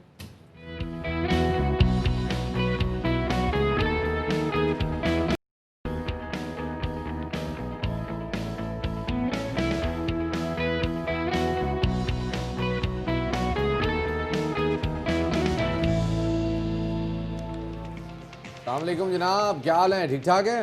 अच्छे, कहाँ थे यार, बड़े दिनों बाद मुलाकात हो रही है आप लोगों से। Welcome to Bakhabar Savera round two में मैं आपके साथ शफात अली, ये मेरे साथ बैठी है मदिया नकवी। अगर यादाश्त हो गई कोई टेंशन नहीं, आपने बिल्कुल टेंशन नहीं, हम बार बार आपको रिफ्रेश करवाते जाएंगे कि जनाब हमारे साथ मौजूद हैं और बहुत कुछ है आज के शो में। ज़ाहिर है खाली खुली थोड़ी बैठे होंगे, बहुत कुछ है आपके शो में, क्या करेंगे? बिल्कुल सही, आपने कहा बहुत कुछ है शो में, बताएं। ये तो मुझे नहीं पता क्या कुछ है, ये तो आपको पता होगा। तो पहले क्या करेंगे भाई? पहले तो हम बात कर चुके हैं, क्योंकि पाकिस्तान तहरीक इंसाफ की गवर्नमेंट ने 2 साल मुकम्मल किए, तो उनकी परफॉर्मेंस के हवाले से बात की। फिर कल प्राइम मिनिस्टर इमरान खान साहब का बड़ा ज़बरदस्त एक इंटरव्यू हुआ, तो उस इंटरव्यू के हवाले से भी हमने आपको ब्रीफिंग दी कि इसमें क्या कुछ था, और साथ में आगे बाबर आजम के हवाले से बड़ी अच्छी खबरें आ रही हैं भाई, बॉय ने मेंटेन की है। ओह यस, तो मेरे ख्याल में फिर विदाउट मच अडू चलते हैं टॉप स्टोरीज की जानिब। साथ में जो कैम्ब्रिज के स्टूडेंट्स हैं उनके लिए भी अच्छी खबर है, सो स्टे ट्यून। और सबसे पहले अब चलते हैं किसकी तरफ? टॉप स्टोरीज की जानिब। तो जनाब अर्तुगरुल इन कराची, बात बड़ी अजीब है, आगे चल के बात करेंगे। फिलहाल बात करते हैं समंदर पार पाकिस्तानी, जो कि इस वक्त या तो हमें वाया यूट्यूब देख रहे हैं हमारे लाइव स्ट्रीम पे, या हमें ऑन टेलीविज़न देख रहे हैं, उन सब के लिए बड़ी अच्छी खबर है। ज़रा थोड़े से टेलीविज़न के नज़दीक आ जाए जनाब, क्योंकि अब आपको डिजिटल बैंकिंग की सहूलत मिलेगी रोशन डिजिटल अकाउंट्स के जरिए। इस मंसूबे को हतमी शक्ल दे दी गई है और वजारत ओवरसीज की जानिब से जारी किए जाने वाले बयान के मुताबिक बैरून मुल्क मुकीम पाकिस्तानी मुल्क में बराह रास्त बैंकिंग पेमेंट्स और सरमायाकारी कर सकेंगे। बैंक अकाउंट खुलवाने के लिए बुनियादी मालूमात और दस्तावेज ऑनलाइन फराहम करना होंगी। फंड्स ट्रांसफ़र, बिल पेमेंट और ई कॉमर्स समेत तमाम बुनियादी बैंकिंग सर्विसेज भी दस्तयाब होंगी। ओवरसीज़ पाकिस्तानी स्टॉक एक्सचेंज में सरमायाकारी के अहल होंगे और रिहायशी या कमर्शियल प्रॉपर्टी की ख़रीदारी के लिए बराह रास्त ट्रांजेक्शन की सहूलत भी मिल सकेगी। मुकामी या फ़ॉरेन करेंसी में अकाउंट खुलवाया जा सकेगा। जिस वक्त चाहे अपना सरमाया बग़ैर पेश की इजाज़त भी हमारे जो ओवरसीज़ पाकिस्तानी हैं वो निकाल सकते हैं। और इसी वाले से मज़ीद बात करने के लिए हमारे साथ मौजूद हैं डिजिटल में वसी तजुर्बा रखने वाले माहिर मईशत जनाब नदीम हुसैन साहब। उनको शामिल गुफ्तगू करेंगे। नदीम साहब, बहुत शुक्रिया आपका कि आपने हमें वक्त दिया। नदीम साहब, ये कहिएगा कि ओवरसीज़ के लिए डिजिटल बैंकिंग की सहूलत दी जा रही है, बैंकिंग सेक्टर या सरमायाकारी के हवाले से ये इकदाम आगे कितना सूदमंद साबित होगा? देखिए, ये तो बड़ी खुशाइन चीज़ है कि फाइनली जो ओवरसीज पाकिस्तानी हैं वो पाकिस्तान आए हुए बगैर अपना अकाउंट रिमोटली खोल सकते हैं और उनकी तस्दीक नादरा के थ्रू हो जाएगी। और जिस बैंक में भी वो अकाउंट खोल रहे हैं वो बैंक जो सर्विसेज मैसर करता है, बिल पेमेंट है या फंड ट्रांसफ़र है या इन्वेस्टमेंट है, तो वो सब चीज़ें जो लोकल पाकिस्तानी के अकाउंट में मिलती हैं वो इनको मिल सकती हैं। और जैसा आपने अभी फरमाया कि जब भी चाहिए अपना पैसा वापस ले जा सकते हैं, कोई नहीं है। अब देखा जाएगा कि ये सहूलत जब लॉन्च होती है तो ओवरसीज़ पाकिस्तानी जो है वो उसको कितना इस्तेमाल करते हैं, कौन सा तबका इस्तेमाल करता है, क्योंकि ऑब्वियसली इसमें स्मार्टफोन या लैपटॉप की ज़रूरत होगी। तो जो हमारे वर्कर क्लास है इमीडिएटली वो नहीं कर सकेंगे, लेकिन अब क्योंकि कोशिश ये करेंगे बैंक पे ये जो ऐप है उर्दू में भी बनाया जाए ताकि लोगों को मज़ीद सहूलत हो। ये एक मेजर डेवलपमेंट है और इससे काफ़ी ट्रांजैक्शन और फॉरेन एक्सचेंज पाकिस्तान में आ सकती है।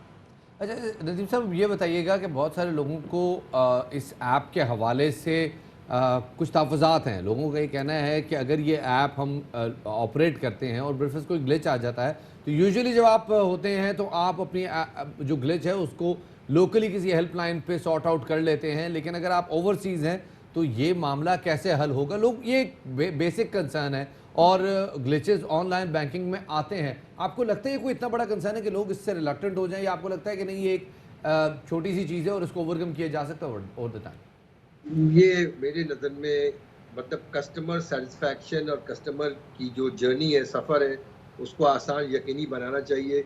और सब बैंक के पास कॉल सेंटर्स हैं और 24 घंटे वो ऑपरेट करते हैं। अब तो बॉट्स भी लोगों ने कर दिए, तो मुझे नहीं लगता कि ये मेजर इशू होगा। कुछ तहफ़्फ़ुज़ात लोगों के हैं कि पाकिस्तानी बैंकिंग की जो सिक्योरिटी है, मतलब कि उसको हैक नहीं किया जा सके, उस पर तहफ़्फ़ुज़ात हो सकते हैं। लेकिन अगर मतलब ऐप नहीं चल रहा या डाउन है या जैसे आपने कहा ग्लिच है, तो वो कॉल सेंटर 24 घंटे सब बैंकों के पास है और वो नदीम साहब, वैसे आपका अपना एक्सपीरियंस क्या कहता है कि अगर बैंकिंग इतनी फैसिलिटेटेड करती जाए फॉर द ओवरसीज पाकिस्तानी, बड़ा मेजर उनका चंक है, तो हमारे पास एक पैरेलल इकोनॉमी खड़ी हुई है हवाला हुंडी के हवाले से। एक्सपर्ट्स कहते हैं तकरीबन $25 बिलियन की मार्केट है ये, अगर कंप्लीटली उसको देखा जाए। तो आपको लगता है कि ये ई कॉमर्स के ज़रिए, ई बैंकिंग के ज़रिए उस हवाला हुंडी वाले सेक्टर को कम किया जा सकता है, या वो अपनी जगह पे उसके खिलाफ कुछ मज़ीद ऑपरेशन करने पड़ेंगे? मेरा ख्याल है कि ये लोग जो फैसिलिटी इस्तेमाल करेंगे वो जिस तबके से ताल्लुक़ रखते हैं वो हवाला हुंडी इतना इस्तेमाल नहीं कर रहे हैं। ज़्यादातर जो हवाला हुंडी होता है वो हमारी जो वर्क फोर्स है वो ज़्यादा इस्तेमाल करती है। यकीनन कुछ फ़ायदा होगा, लेकिन जो मेजर चंक हवाला हुंडी वाले वैसे भी हवाला हुंडी जैसे आपको पता है शबात काफ़ी कम हो गया है, मतलब कि फैटिफ के बाद बहुत मुश्किल है, इतना आसान नहीं है हवाला और हुंडी से पैसे ट्रांसफ़र करना। तो ये जो हम रेमिटेंस इंक्रीज देख रहे हैं, ये इसकी वजह एक ये भी है कि हवाला हुंडी वाले जो ऑफिशियल चैनल में आ रहे हैं। सही। और साथ में नदीम साहब, रेमिटेंस के इंक्रीज आप अब भी देखते हैं डिजिटल बैंकिंग और डिजिटल अकाउंट्स के थ्रू? यकीनन कुछ इंक्रीज तो आएगा, लेकिन आप स्पेशली जो लोग हैं जिनके वालिदैन जो है उनकी उम्र ज़्यादा है تو ان کے لیے تو یہ اکاؤنٹ کھول کے ان کا بل پیمنٹ ان کے بجلی کا بل، پانی کا بل، پرچیز سب باہر بیٹھ کے کر سکتے ہیں. تو یقیناً اس اکاؤنٹ میں پھر پیسہ رکھا جائے گا. تو میں کوانٹیفائی نہیں کر سکتا کہ کتنا بڑا یہ رقم کتنی بڑی ہوگی، لیکن یقیناً فرق تو آئے گا. بہت بہت شکریہ جی. نظیم حسین صاحب ہمارے ساتھ موجود. انہوں نے بڑا کی پوائنٹ ریز کیا کہ حوالہ ہنڈی کلچر جو ہے وہ جب بینکنگ میں آئے گا تو definitely remittances, official remittances increase ہوں گی، اور وہ گورنمنٹ کو فائدہ ہے. جو انڈائریکٹ حوالہ کے ذریعے اور ہنڈی کے ذریعے جو پیسے آتے ہیں اس کے شاید گورنمنٹ کو اس طرح سے فائدہ نہیں ہوتا. آگے بڑھتے ہیں جناب. بالکل جی آگے بڑھتے ہیں. And well once again talk about جو پرائم منسٹر عمران خان صاحب کا جو انٹرویو ہوا ہے، کیونکہ اس انٹرویو میں کافی اہم سٹیٹمنٹ شفاف سامنے آئی ہیں. اسپیسیفکلی طور پہ قلم نے یہ بھی لکھا کہ کل اس ٹرائل کے حوالے سے بھی، اس کی ایکسیپٹنس کے حوالے سے بھی جب عمران خان صاحب سے سوال کیا گیا تو ان کا کہنا تھا کہ پاکستان اسرائیل کو تسلیم نہیں کرے گا. انہوں نے واضح کر دیا، اور ساتھ میں انہوں نے کہا کہ ہمارا وہی موقف ہے جو قائد اعظم محمد علی جناح کا موقف تھا. جب تک فلسطینیوں کو ان کا حق نہیں ملتا اس وقت تک اسرائیل کو تسلیم نہیں کر سکتے. کیا ہم فلسطینیوں پر ہونے والے مظالم بھول جائیں؟ میرا تو ضمیر کبھی نہیں مانے گا. وزیر اعظم نے کہا کہ سعودی عرب کے ساتھ خراب تعلقات کی خبریں بے بنیاد ہیں. سعودی عرب مشکل وقت میں پاکستان کی مدد کرتا ہے، پاکستان کی مدد کی بھی ہے، اور پاکستان کا کردار مسلم دنیا کو تقسیم نہیں متحد کرنا ہے. جب بات کرتے ہیں اسرائیل اور فلسطین کی تو ہمیں سوچنا چاہیے کہ کیا ہم اللہ کو جواب دیں گے کہ ہم ان لوگوں کو جن کے اوپر ہر قسم کی زیادتیاں ہوئی ہیں، جن کے سارے حقوق لیے گئے ہیں، جن کو جس طرح ٹریٹ کیا جا رہا ہے، کیا ہم ان کو ابینڈن کر سکتے ہیں؟ میرا تو یہ ضمیر کبھی بھی نہیں مانے گا یہ کرنے کو. میں تو یہ کبھی بھی ایکسیپٹ نہیں کر سکتا. اور ہمارا موقف قائد اعظم محمد علی جناح نے 1947 میں کلیئر کر دیا تھا، 1948 میں، کہ ہم اسرائیل کو کبھی تسلیم نہیں کر سکتے جب تک فلسطینوں کو ان کا حق نہیں ملتا، ان کو ایک جسٹ سیٹلمنٹ نہیں ہوتی. جو ٹو نیشن تھیوری تھی پیلسٹینین کی کہ ان کو پورا ایک ان کی اسٹیٹ ملے جو کہ پیلسٹینین فیصلہ کریں، ٹھیک ہے. جب تک وہ نہیں ہوتا، اگر ہم وہ تسلیم کر لیتے ہیں تو ہمیں پھر کشمیر کا بھی، ہمیں ایگزیکٹلی سچویشن کشمیر کا ہے تو ہمیں وہ بھی گیو اپ کرنا چاہنا چاہیے. تو اس لیے پاکستان نہیں تسلیم کر سکتا اسرائیل کو. ہمارا رول یہ ہے کہ ہمیں مسلمان دنیا کو اکٹھا کرنا ہے، ہم نے تقسیم کرنے سے روکنا ہے. آسان نہیں ہے کیونکہ پرابلمز ہیں. سعودی عربیہ ایران کے پرابلم ہیں، سعودی عربیہ ترکی کے پرابلم ہیں. کی ایلائی ہمارا سعودی عربیہ. سعودی عربیہ نے ہر مشکل وقت میں ہماری مدد کی ہے. جو آپ وائس سنتے ہیں کہ سعودی سے ہمارے حالات بگڑ گئے، بالکل غلط ہیں. ہمارے سعودی سے بہترین ہیں. ہماری سعودی کے ساتھ مسلسل رابطے ہیں. جناب نہ صرف پاکستان جو ہے وہ اسرائیل کے ساتھ اپنے سٹانس پر قائم ہے، بلکہ مستقبل میں بھی اس میں کوئی لچک نہیں ہے. لیکن عالمی منظرنامے میں تبدیلیاں ہو رہی ہیں. متحدہ عرب امارات کے بعد اب اسرائیل اور دیگر ممالک کے ساتھ تعلقات میں ایک اور بڑی ڈیل ہونے والی ہے. سوڈان اور اسرائیل امن معاہدے کے قریب پہنچ چکے ہیں. امریکی اخبار نیو یارک ٹائمز کی رپورٹ میں یہ دعویٰ کیا گیا ہے کہ سوڈان نے بھی اسرائیل کے ساتھ تعلقات قائم کرنے کی حامی بھر لی ہے. اور سوڈانی وزارت خارجہ نے کہا ہے کہ اقدار اور استحکام کی قربانی دیے بغیر برابری کی بنیاد پر اسرائیل سے امن معاہدے کے منتظر ہیں. اسرائیل سوڈان کے ساتھ تعلقات قائم کرنے پر فوائد حاصل کر سکتا ہے اور دونوں ممالک کے درمیان رابطوں کے وجود سے انکار نہیں کرتے. یعنی کہ ایک اور بڑی ڈیولپمنٹ ہو رہی ہے. شفاعت لیٹس سی کہ اس سے آگے کیا ہوتا ہے. اور ذرا اب ہم آپ کو تھوڑا بہت موڈ چینج پتہ نہیں ہمارے جتنے بھی لوگوں میں دیکھ رہے ہیں کہ اگر آپ لوگ ٹریول کرنا چاہتے ہیں اور آپ کی کوشش ہوتی ہے کہ پاکستان سے باہر ٹریول کریں تو بالکل مت کریں.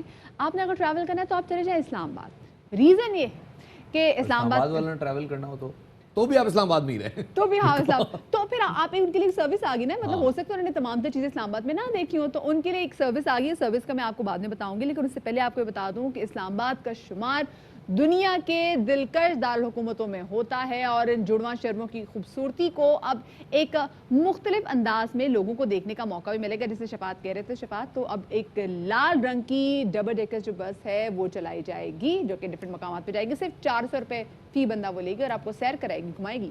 جی جناب, تاریخی اور سیاحتی مقامات کی سیر کے لیے یہ ڈبل ڈیکر بس سروس شروع کی گئی ہے. اور جیسے مدیہ نے بتایا کہ یہ بس نہ صرف یہ کہ ایک بس ہے بلکہ لال رنگ کی بھی ہے, سرخ رنگ کی بس ہے جی. 40 مسافر اس میں بیٹھیں گے. 20 اوپر بیٹھیں گے غالباً 20 نیچے بیٹھیں گے, اور ایک ماحول ہی اور ہوگا نا. آپ سیڑھیاں چڑھ کے اوپر جا رہے ہیں, چھت نہیں ہے بس میں, آپ سکون سے جا رہے ہیں, اوپر سے بارش ہوگی چھپا چھپ ہو گئے, نہیں ایسے نہیں, تھوڑی سی چھت ہے, آپ ٹینشن نہیں لیں. اینی وے جناب, تو ذرا فیصل مسجد وغیرہ, چڑیا گھر وغیرہ اور یہ دامن کوہ کی آپ کو سیر کرائے گی, اس حوالے سے ہم نے ایک رپورٹ تیار کی, آپ کو ذرا دکھاتے ہیں. جی ہاں, راولپنڈی اسلام آباد کے باسیوں کے لیے, شہریوں کے لیے خوشی کی بات ہے کہ وزیر اعلیٰ پنجاب نے ڈبل ڈیکر بس سروس کا افتتاح کیا. یہ راولپنڈی اسلام آباد کی سڑکوں پر اور ان سیاحتی مقامات پر سیاحوں کو دورہ کروائے گی جو اس کی چھت پر بیٹھ کے نظارے کریں گے. اچھا, یہ بس نکالی کیسے, کیوں, کیسے خیال؟ دیکھیں, ایک تو جو ٹی ڈی سی پی نے انیشیٹ کیا تھا سب سے پہلے ٹورزم کی پروموشن کے لیے, سٹی ٹورز جو لاہور میں اس کا آغاز ہوا تھا, تو لاہور سے وزیر اعلیٰ پنجاب نے مجھے ڈائریکشن دی تھی کہ اس کو پنجاب میں جس ضلع کے اندر پوٹینشیل موجود ہے. اب آبویسلی آپ دیکھیں, اسلام آباد جیسا بیوٹیفل کیپٹل سٹی جو دنیا میں خوبصورت ترین کیپٹل سٹی ہے, وہاں پہ ٹورسٹ کے لیے کوئی اس طرح کی فیسلٹیز نہیں تھی. اور اکثر ڈپلومیٹ سے میری بات ہوئی تو انہوں نے کہا کہ ہم یہ وزٹ کرنا چاہ رہے ہیں, کوئی پبلک ٹرانسپورٹ کے اوپر یا ایسے کوئی فیسلٹی ہمیں نہیں ملتی کہ ہم اپنی وہیکلس کے علاوہ ہم اسلام آباد کی بیوٹی کو ایکسپلور کر سکیں. 400 روپے کا اس کا ٹکٹ رکھا ہم نے. 5 سال سے کم عمر بچہ ٹکٹ سے ایگزیمپٹ ہوگا. 5 سے 12 سال کے لیے ہاف ٹکٹ ہے. جو سینئر سٹیزنز ہیں ان کے لیے ہاف ٹکٹ ہے, اور اسپیشل جو بچے ہیں ان کے لیے فری آف کاسٹ ہوگا. پنجاب یا ملک بھر کے دیگر حصوں سے جو بھی آئے گا, یہاں کا ویدر تقریباً 2-4 دن میں ایسا مزے کا ہوگا کہ آپ بس کی چھت پہ ٹاپ پہ بیٹھ کے ویو کریں گے, اوور ویو کریں گے, اور بڑا مزہ آئے گا.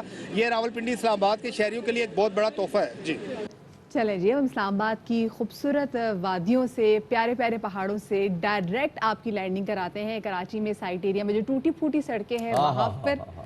صبح دفتر آتے ہوئے نا, جیسے جو گاڑی ہچکولے کھا رہی ہوتی ہے, سارا ناشتہ ہضم ہو جاتا ہے, یقین کریں بڑا اچھا ورک آؤٹ ہو جاتا ہے. اور جنہوں نے ناشتہ نہ کیا شفاعت, ان کے ساتھ کیا ہوتا ہے؟ ان کا رات کا کھانا جو ہے نا وہ آنتوں سے نکل کے واپس منہ میں آ جاتا ہے. جی جناب, آپ کو ہم دکھا رہے ہیں کراچی کی سائٹ ایریا کی سڑکوں کا حال, کیونکہ جناب سائٹ ایریا کی سڑکوں کا جو حال ہے وہ ناقابل بیان ہے, آنیسٹلی اسپیکنگ. اور اب میرے خیال میں مطلب کم سے کم جو 16 ویلر ٹرالا ہوتا ہے اس سے چھوٹی گاڑی نہیں چل سکتی. بالکل شفاعت, اور جو گاڑی چلتی ہے وہ بعد میں چلنے کے قابل نہیں رہتی. کیا وہاں پہ لوگوں کو مشکلات کا سامنا ہے, یہ بتا رہے ہیں ہمارے نمائندہ حسن علی.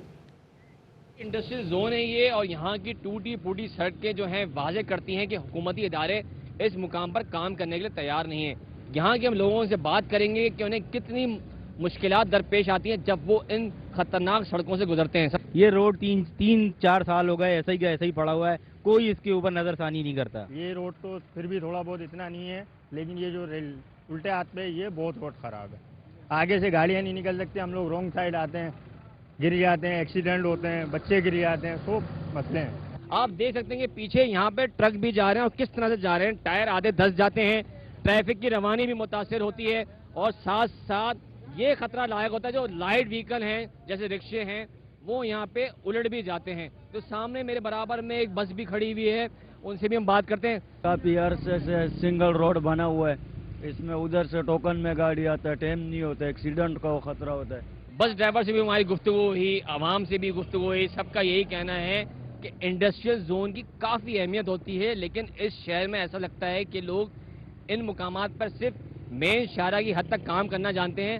اندر کے کیا حالات ہیں, کیا سچائی ہے, وہ دکھانے کو, سمجھنے کو کوئی تیار نہیں ہے. جی جب سکندر اعظم نے کراچی پہ حملہ کیا تھا تو سائٹ ایریا کے نزدیک جو گڑھے تھے اسی میں اس کے گھوڑے پھنس گئے تھے اور وہاں سے واپس ہو گیا تھا. یہ تاریخی حیثیت اچھا, میں جب کراچی نہیں آئی تھی تو مجھے سمندر کا پتا تھا, مجھے تو نہیں پتا تھا کہ سائٹ ایریا میں بھی جا کے وہاں سڑکوں میں بھی چھوٹی سی ندی ہے, ورنہ میں جا کے یہاں پہ شاید ہو سکتا ہے تصویریں ذرا فوٹو سیشن تو کرا لیتے. لیکن بالکل آپ کروائیں, بلکہ میں علی حسن آپ سے کہوں گا کسی دن آپ بیٹھ کے ذرا گاڑی میں بیٹھ کے نا ذرا یہاں پہ سڑک پہ ٹریول کریں, گاڑی میں بیٹھ کے نا کیمرے لا کے پتہ چلے کہ گاڑی ڈولا کر رہی ہوتی ہے, بڑا مزہ آ رہا تھا. خیر جناب آگے بڑھتے ہیں, اور اب ہم کراچی کے مسئلے کے حوالے سے بات کریں. جی جناب, یہ مسائل نہ صرف ہمارے سیاسی جماعتوں کو بھی اس کا ادراک ہے. ایم کیو ایم پاکستان نے کراچی کے مسائل پر کراچی کانفرنس کے نام سے اے پی سی بلانے کا اعلان کیا ہے. ایم کیو ایم رابطہ کمیٹی کے رکن خواجہ اظہار حسن کا کہنا ہے کہ جب بھی سندھ حکومت سے کراچی کو درپیش مسائل کے حوالے سے حساب دینے کی بات کرتے ہیں, سندھ کی وحدانیت خطرے میں پڑ جاتی ہے. ان کے ساتھ میں یہ بھی کہنا تھا کہ ایم کیو ایم صرف کراچی نہیں بلکہ ملک بھر میں مزید صوبوں کی بات کرتی ہے, اور یہ ایجنڈا اے پی سی میں بھی شامل کریں گے. خواجہ اظہار کہتے ہیں کہ کراچی کے مسائل وفاقی صوبائی حکومت کے درمیان مسئلہ بن گئے ہیں اور خدا کر کے کراچی کے مسائل کے حل کے لیے کمیٹی کی قیام پر اتفاق ہوا، لیکن اچانک 12 گھنٹے میں وزیر اعلیٰ سندھ کو نہ جانے کیا ہوا کہ کمیٹی کی قیام پر صوبائی اور وفاقی حکومت ایک پیج پر نہیں ہے۔ اسی حوالے سے مزید بات کرنے کے لیے ہمارے ساتھ موجود پاکستان کے رہنما خواجہ اظہار الحسن صاحب، ان کو شامل گفتگو کریں گے۔ بہت شکریہ اظہار بھائی آپ کا کہ آپ نے ہمیں وقت دیا۔ یہ بتائیے گا اظہار صاحب کہ ایم کیو ایم کے خیال میں کراچی کے مسائل کا جو حل ہے کیا وہ واحد صوبے بنانے میں ہے، یا یہ جو معاملہ ہے اس سے کم پر بھی سیٹل ہو سکتا ہے، اس سے کم پر بھی کراچی کا مسئلہ حل ہو سکتا ہے؟ بہت شکریہ۔ دیکھیں کراچی کا مسئلہ تو جب سے چل رہا ہے، جب سے کراچی پاکستان کا جب کیپٹل تھا اور اسے جب ریووک کیا گیا 1960s میں کراچی صوبہ تحریک کراچی میں سٹارٹ ہو چکی تھی۔ پیپلز پارٹی کے ساتھ جب ہم اتحاد میں تھے اس وقت بھی آپ کو یاد ہوگا 2012 میں بھی کراچی میں بہت ساری ریلیاں نکالیں گئی صوبے کے ہم نے ان سے یہ کہا کہ دیکھیں سندھ میں 5 طاقتور میٹروپولیٹن کارپوریشن ہونے چاہیے، کراچی ہو، حیدرآباد ہو، لاڑکانہ ہو، سکھر ہو، اور ان تمام طاقتور میٹروپولیٹن کارپوریشن کو انڈر ون کمانڈ ہونا چاہیے۔ یہ کیا ظلم ہے کہ کراچی پہلے 13 ملٹیپل سیوک ایجنسیز میں تھا، 6 ضلع آپ نے اور بنا دیے، 19 ہو گئے، اور این ایف سی کے اوپر آپ بچوں کی طرح ایڑیاں رگڑ کے روتے ہیں، لیکن پروونشل فائنانس کمیشن دینے میں آپ کو 12 سال لگ گئے، اس میں ایک میٹنگ نہیں کی۔ جعلی ڈومیسائل پہ نوکریاں ہیں، شہر کے لوگ شہر میں پوسٹ نہیں ہیں، نہ پولیس میری، نہ بھکاری میری، نہ ڈاکو میرا۔ آخرکار یہ شہر ہو کیا گیا؟ اگر اس شہر کو ایک طاقتور میٹروپولیٹن کارپوریشن بنا دیا جائے تو میں سمجھتا ہوں پھر محرومیاں کم ہو سکتی ہیں، اس میں لوگوں کو خود مختاری فیل ہوگی۔ تو آئین کے آرٹیکل 140A ہے، خواجہ تو ممکن ہے صوبے کی آوازیں دب میٹروپولیٹن جائیں۔ کارپوریشن خود مختار ہو یا نہ ہو، فنڈز کی فراہمی بہت بڑا مسئلہ ہے اور رہے گی۔ ممبئی کراچی کے سائز کا شہر ہے، بلکہ کراچی سے چھوٹا شہر ہے، آبادی کے حساب سے تقریباً برابر ہے، لیکن ممبئی کا جو میونسپل کا بجٹ ہے وہ تقریباً 600 ارب روپے ہے۔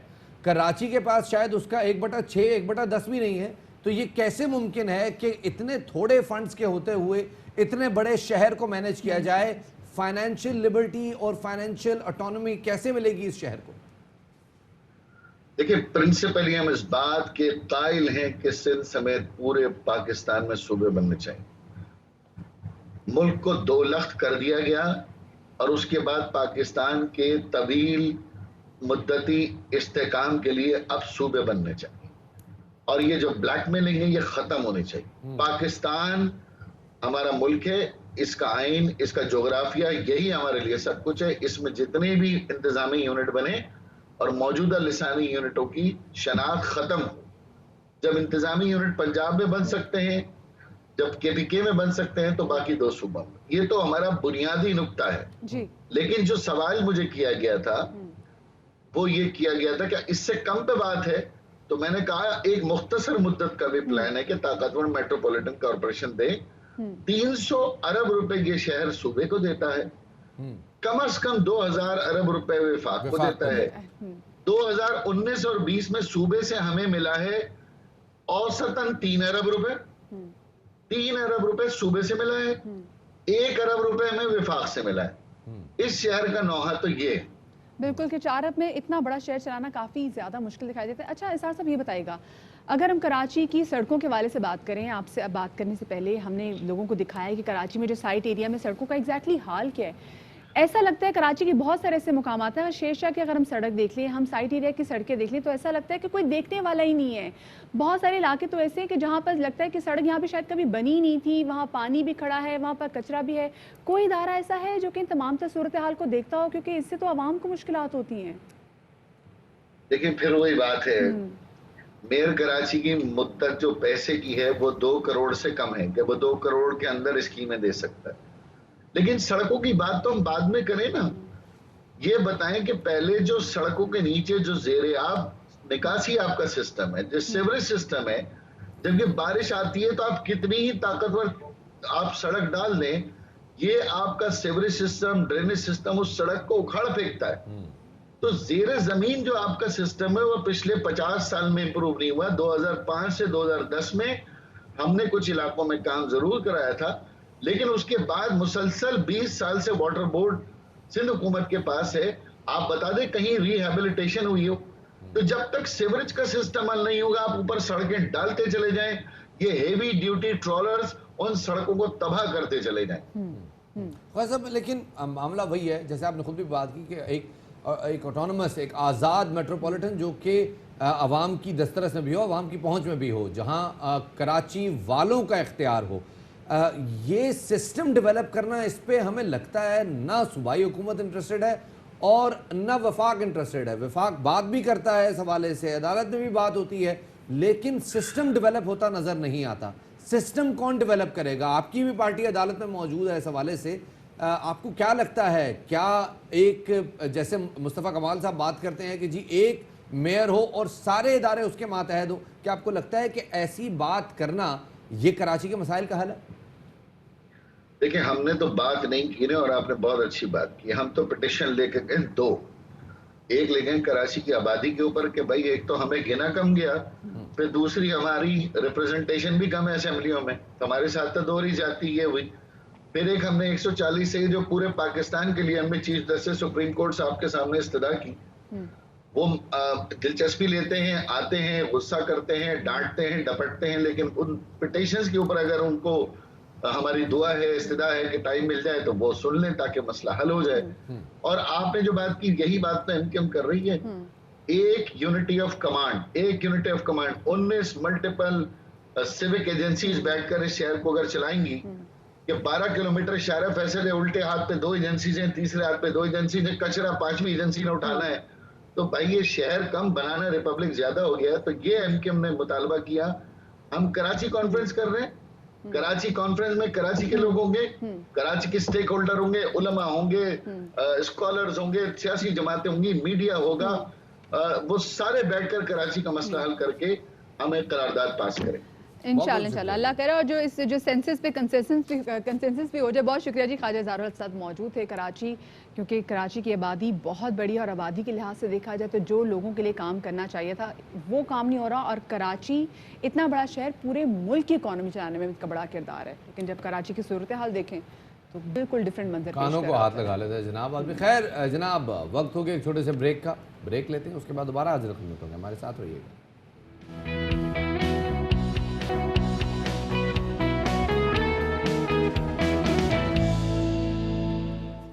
Welcome back after break. کچھ دنوں پہلے جب کیمبرج کے ریزلٹس آئے تھے اور او لیولز اور اے لیولز کے طلباء کافی زیادہ پریشان ہو گئے تھے تو ہم نے اس مسئلے کو اٹھایا تھا. اور اب اچھی خبر، وہ جو کیمبرج کے اسٹوڈنٹس ہمیں دیکھ رہے ہیں، وہ پیرنٹس جو کہ اپنے بچوں کے مستقبل کے لیے کافی زیادہ پریشان تھے، کیونکہ آپ جانتے ہیں کہ کیمبرج اسسمنٹ انٹرنیشنل ایجوکیشن امتحانات کے نتائج کافی زیادہ تنقید کی زد میں تھے اور پاکستانی طلباء بھی نتائج سے مطمئن نہیں تھے، جس کے بعد ادارے نے جاری کردہ نتائج واپس لینے کا اعلان کیا ہے. اور پریس ریلیز کے مطابق جون 2020 کے نتائج طلباء کے اسکولوں کی جانب سے بھیجے گئے تھے، نتائج سے جو ہے وہ کم نہیں ہوں گے. جن طلباء کا رزلٹ بہتر گریڈ کا تھا اسے بھی کم نہیں کیا جائے گا. اور وفاقی وزیر تعلیم جناب شفقت محمود صاحب نے اس حوالے سے اپنی ٹویٹ میں پاکستانی طلباء کو کل خوشخبری سنائی کہ اسکولوں کی جانب سے بھیجے گئے نتائج ہی حتمی تسلیم کیے جائیں گے. جس کو اسکول نے دیا A اس کا A، جس کو دیا B اس کا B. تو ایسا نہیں ہوگا کہ جس کا A گیا ہو اس کا C آ جائے، جیسے کہ ہوا ہے بہت سارے کیسز میں.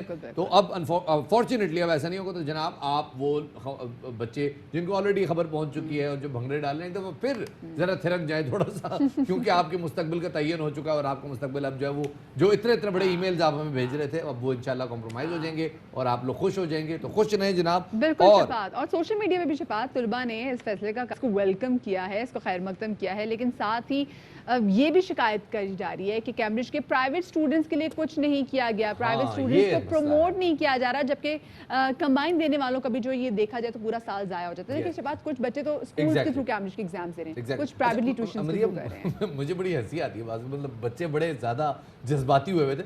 وہ ایک بہت بڑی نا ای میل، ایک لڑکے نے مجھے بہت بڑی ای میل لکھی اور اس ای میل کے کہا سر پلیز کچھ کریں ہمارا. میں نے اسے بتایا، میں نے کہا بیٹا ہم شو کر چکے ہیں اس کے اوپر، ہم نے بات کر دی، لیکن اب دوبارہ کریں. تو دیکھیں اچھی خبر کے ساتھ انہیں دوبارہ کر دیا اور اسی والے سے مزید بات کریں گے. ہمارے ساتھ موجود ہیں پاکستان میں کیمبرج کی کنٹری ڈائریکٹر عظمیٰ یوسف صاحبہ, ان کو شامل گفتگو کریں گے. عظمیٰ صاحبہ بہت شکریہ آپ کا کہ آپ نے ہمیں وقت دیا. عظمیٰ صاحبہ یہ بتائے گا کہ کیمبرج اسسمنٹ انٹرنیشنل ایجوکیشن نے پہلے والے نتائج اب واپس لینے کا اعلان کیا ہے, جو ایک اچھا قدم ہے کیونکہ بچے بہت زیادہ سے پریشان تھے. کیا اس کی وجہ صرف تنقید ہی بنی ہے, کس بنیاد پر دوبارہ اسسمنٹ کی جائے گی, ساتھ میں یہ بھی کہیے گا. Thank you Madhya, thank you شفا, thank you for having me. And آپ لوگوں کی طرح میں بھی بہت خوش ہوں کہ ہم بچوں کو ریلیف دے پائے ہیں, چونکہ شروع سے کوشش تھی اس پینڈیمک کی وجہ سے بچے امتحان نہیں دے رہے تھے. تو آئی تھنک جو سارا پروسیس شروع ہوا تھا, آپ کو پتہ ہے کہ ہم یونیورسٹی آف کیمبرج کا ایک ڈپارٹمنٹ ہے, بہت پرانی یونیورسٹی ہے, اور ایگزام بورڈ ہمارا جو ہے وہ بھی 150 years old ہے. We are in 160 countries. تو اس طرح کی جو پالیسیز ہوتی ہیں ان کا امپیکٹ بہت بڑا ہوتا ہے.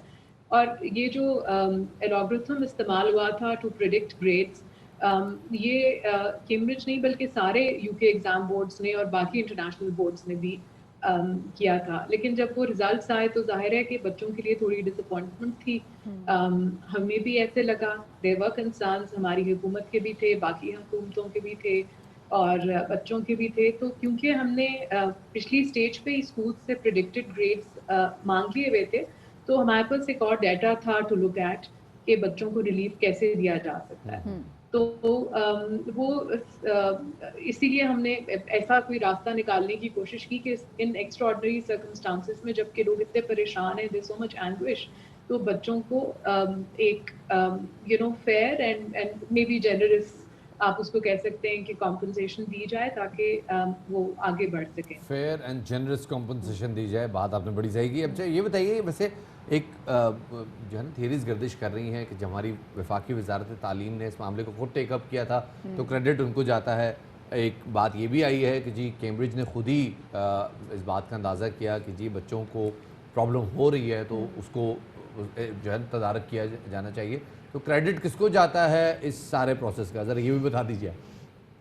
دیکھیے, جو آپ سن رہے ہیں اور دیکھ رہے ہیں وہ بالکل 100% درست ہے. ایگزام نہ کرنے کا جو فیصلہ کیا تھا تو وہ بھی ہم نے گورنمنٹ کے ساتھ ہی کیا تھا. میں وہی ایکسپلین کرنا چاہی تھی کہ ہم پاکستان میں بھی بہت قریب گورنمنٹ کے ساتھ ہوتے ہیں, بڑا کلوزلی کام کرتے ہیں, نہ صرف کیمبرج اور پرائیویٹ اسکول کے لیے بلکہ اور بھی معاملات ہیں. لیکن اس میں بھی کیونکہ چاہے وہ جو بھی ایگزام لیں ہیں تو پاکستانی بچے, تو فیڈرل منسٹر صاحب, مراد راز صاحب, سعید غنی صاحب, افتخار گیلانی صاحب, یہ سارے جو ڈفرینٹ جیورسڈکشن کے ایجوکیشن منسٹرز ہیں, سب نے اپنے کنسرنز ریز کیے. سب نے ایگزیکٹلی اس کے بعد کنسرن بھی شو کیے, اس پہ وائس بھی ریز کی. لیکن اب مسئلہ یہ بھی ہے کہ جو بچے جو نے اسکول کے تھرو کیمبرج کے ایگزامس دیے ان کا مسئلہ تو حل ہو گیا, لیکن جن بچوں نے پرائیویٹلی ایگزامس دیے ہیں ان کے لیے جو پریشانی ہے, پرابلم ہے, جوں کی توں ویسے کھڑی, تو ان بچوں کے لیے کیا کیا جائے گا؟ جی مدیہ, ایک تو یہ کہ just to conclude, of course government کی انپٹ تھی اینڈ ان کی سپورٹ بھی بہت زیادہ تھی, اس کے بغیر جی کوئی بھی سسٹم چل نہیں سکتا. بٹ جو گریڈز ریوائز ہوئے ہیں وہ all over the world in the 160 countries that we operate in. اچھا, پرائیویٹ کا بالکل آئی انڈرسٹینڈ ایشو ہوا ہے, and I completely understand the anguish and the anxiety. اس میں یہ ہے کہ پرائیویٹ اسکول اسٹوڈنٹس کی دو کیٹیگریز ہیں. ایک وہ ہیں جنہوں نے او لیولز اور IGCSEs لینے تھے, اور ایک وہ تھے جنہوں نے اے لیولز اور AS لیولز لینے تھے. اب جو کیمبرج کا اے لیول لیتے ہیں بچے, زیادہ تر وہ اسٹیج روٹ لیتے ہیں, تو they would have done there AS level exam first with اس پچھلے کسی سیشن میں, اور اب وہ فائنل لے رہے تھے. جو اس قسم کا کیس تھا جہاں پہ بچوں نے ایک ایگزام لے لیا ہے کیمبرج کا, ان کو بھی ہم اسی طرح سے گریڈز دے رہے ہیں. جیسے آپ کے AS میں A تھا تو آپ کو A لیولز میں اس کے مطابق گریڈ ملے گا, اب سو آن اینڈ سو فورتھ. سو ان کا تو کافی حد تک مسئلہ حل ہو گیا. دوسرا, کیونکہ جو بچے پرائیویٹلی دے رہے تھے, ہمارے پاس ان کی پرائر اٹینمنٹ کی یا ان کی اسکول پروگرس کی کوئی ایویڈنس نہیں ہے. کیونکہ آپ دیکھیں جو باقی بچے ہیں ان کو ہم ان کی پرائر اٹینمنٹ اسکول ریکمنڈیشنز کی بیسس پہ گریڈ دے رہے ہیں, جو ایک کریڈیبل طریقہ ہے. تو ہمیں پتا تھا جو بچے افیکٹ ہوں گے ان کے لیے ہم نے یہ کیا ہے کہ ہم نے جو اپنی اکتوبر نومبر سیریز ہے जो कि जनरली स्मॉलर सीरीज होती है, उसमें हमने एडिशनल सब्जेक्ट्स इंट्रोड्यूस कराए हैं। अब ये अच्छी बात है कि जो स्कूल में जाने वाले तलबा थे उनका तो हो गया, लेकिन जो प्राइवेट तलबा हैं उनके लिए भी अब हम उम्मीद करते हैं कि कोई आसानी पैदा होगी। बहुत बहुत शुक्रिया जी, हमारे साथ साहिबा मौजूद थी जो कि कंट्री डायरेक्टर हैं पाकिस्तान में कैम्ब्रिज एजुकेशन की।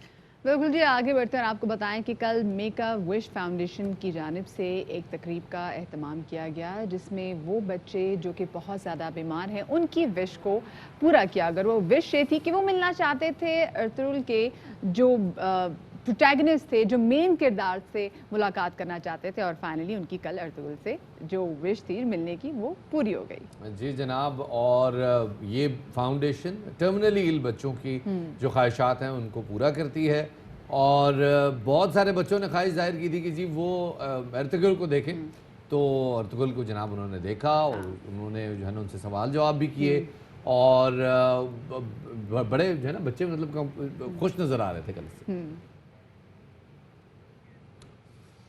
और अब हम अपने एक हीरो के हवाले से बात कर लेते हैं शफात, जिनकी आजकल क्रिकेट के अर्तुगरुल मेरे ख्याल से कहते तो ज़्यादा बेहतर होगा। वैसे मतलब ये ज़्यादा नहीं मैंने कह दिया, वैसे नहीं ठीक है ना। तो उनके बारे में कहा जाता है कि वो आया, वो खेला, वो छा गया। बाबर आजम ने चंद साल ही में क्रिकेट की दुनिया को तस्खीर कर लिया और एक बार फिर आईसीसी की तीनों फॉर्मेट्स में वो टॉप 5 पोजीशंस पर आ गए शबाब।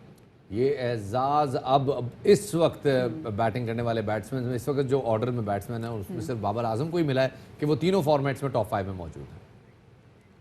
बाबर क्रिकेट की दुनिया के बाबर आजम, T20 में दुनिया के नंबर 1 बैट्समैन, वनडे में नंबर 3, टेस्ट में नंबर 5, यानी तीनों तर्ज में टॉप 5 में शामिल।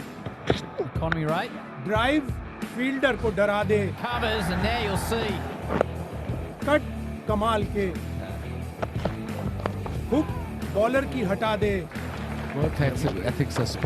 पुल में शरारे। क्रिकेट शुरू की तो कोच मामा जूना से सबक मिला, बारी पूरी लेना, सुनहरी उसूल अपना लिया। पाकिस्तान को हीरा, दुनिया क्रिकेट को स्टार मिल गया।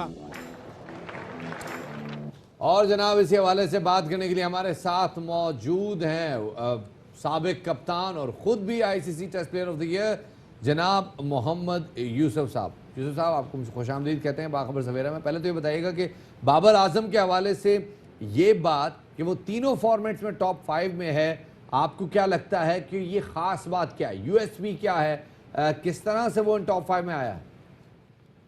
इसमें कोई शक नहीं कि पिछले 1-2 साल में जिस तरह की वो परफॉर्मेंस दे रहा है वो टॉप प्लेयर्स में है। दुनिया के जो 5-6 इस टाइम टॉप प्लेयर हैं उसमें उसका नाम आता है, और जो रैंकिंग आई उससे भी जाहिर हो रहा है कि T20 में नंबर 1, वनडे में नंबर 3, टेस्ट में नंबर 5 पे है।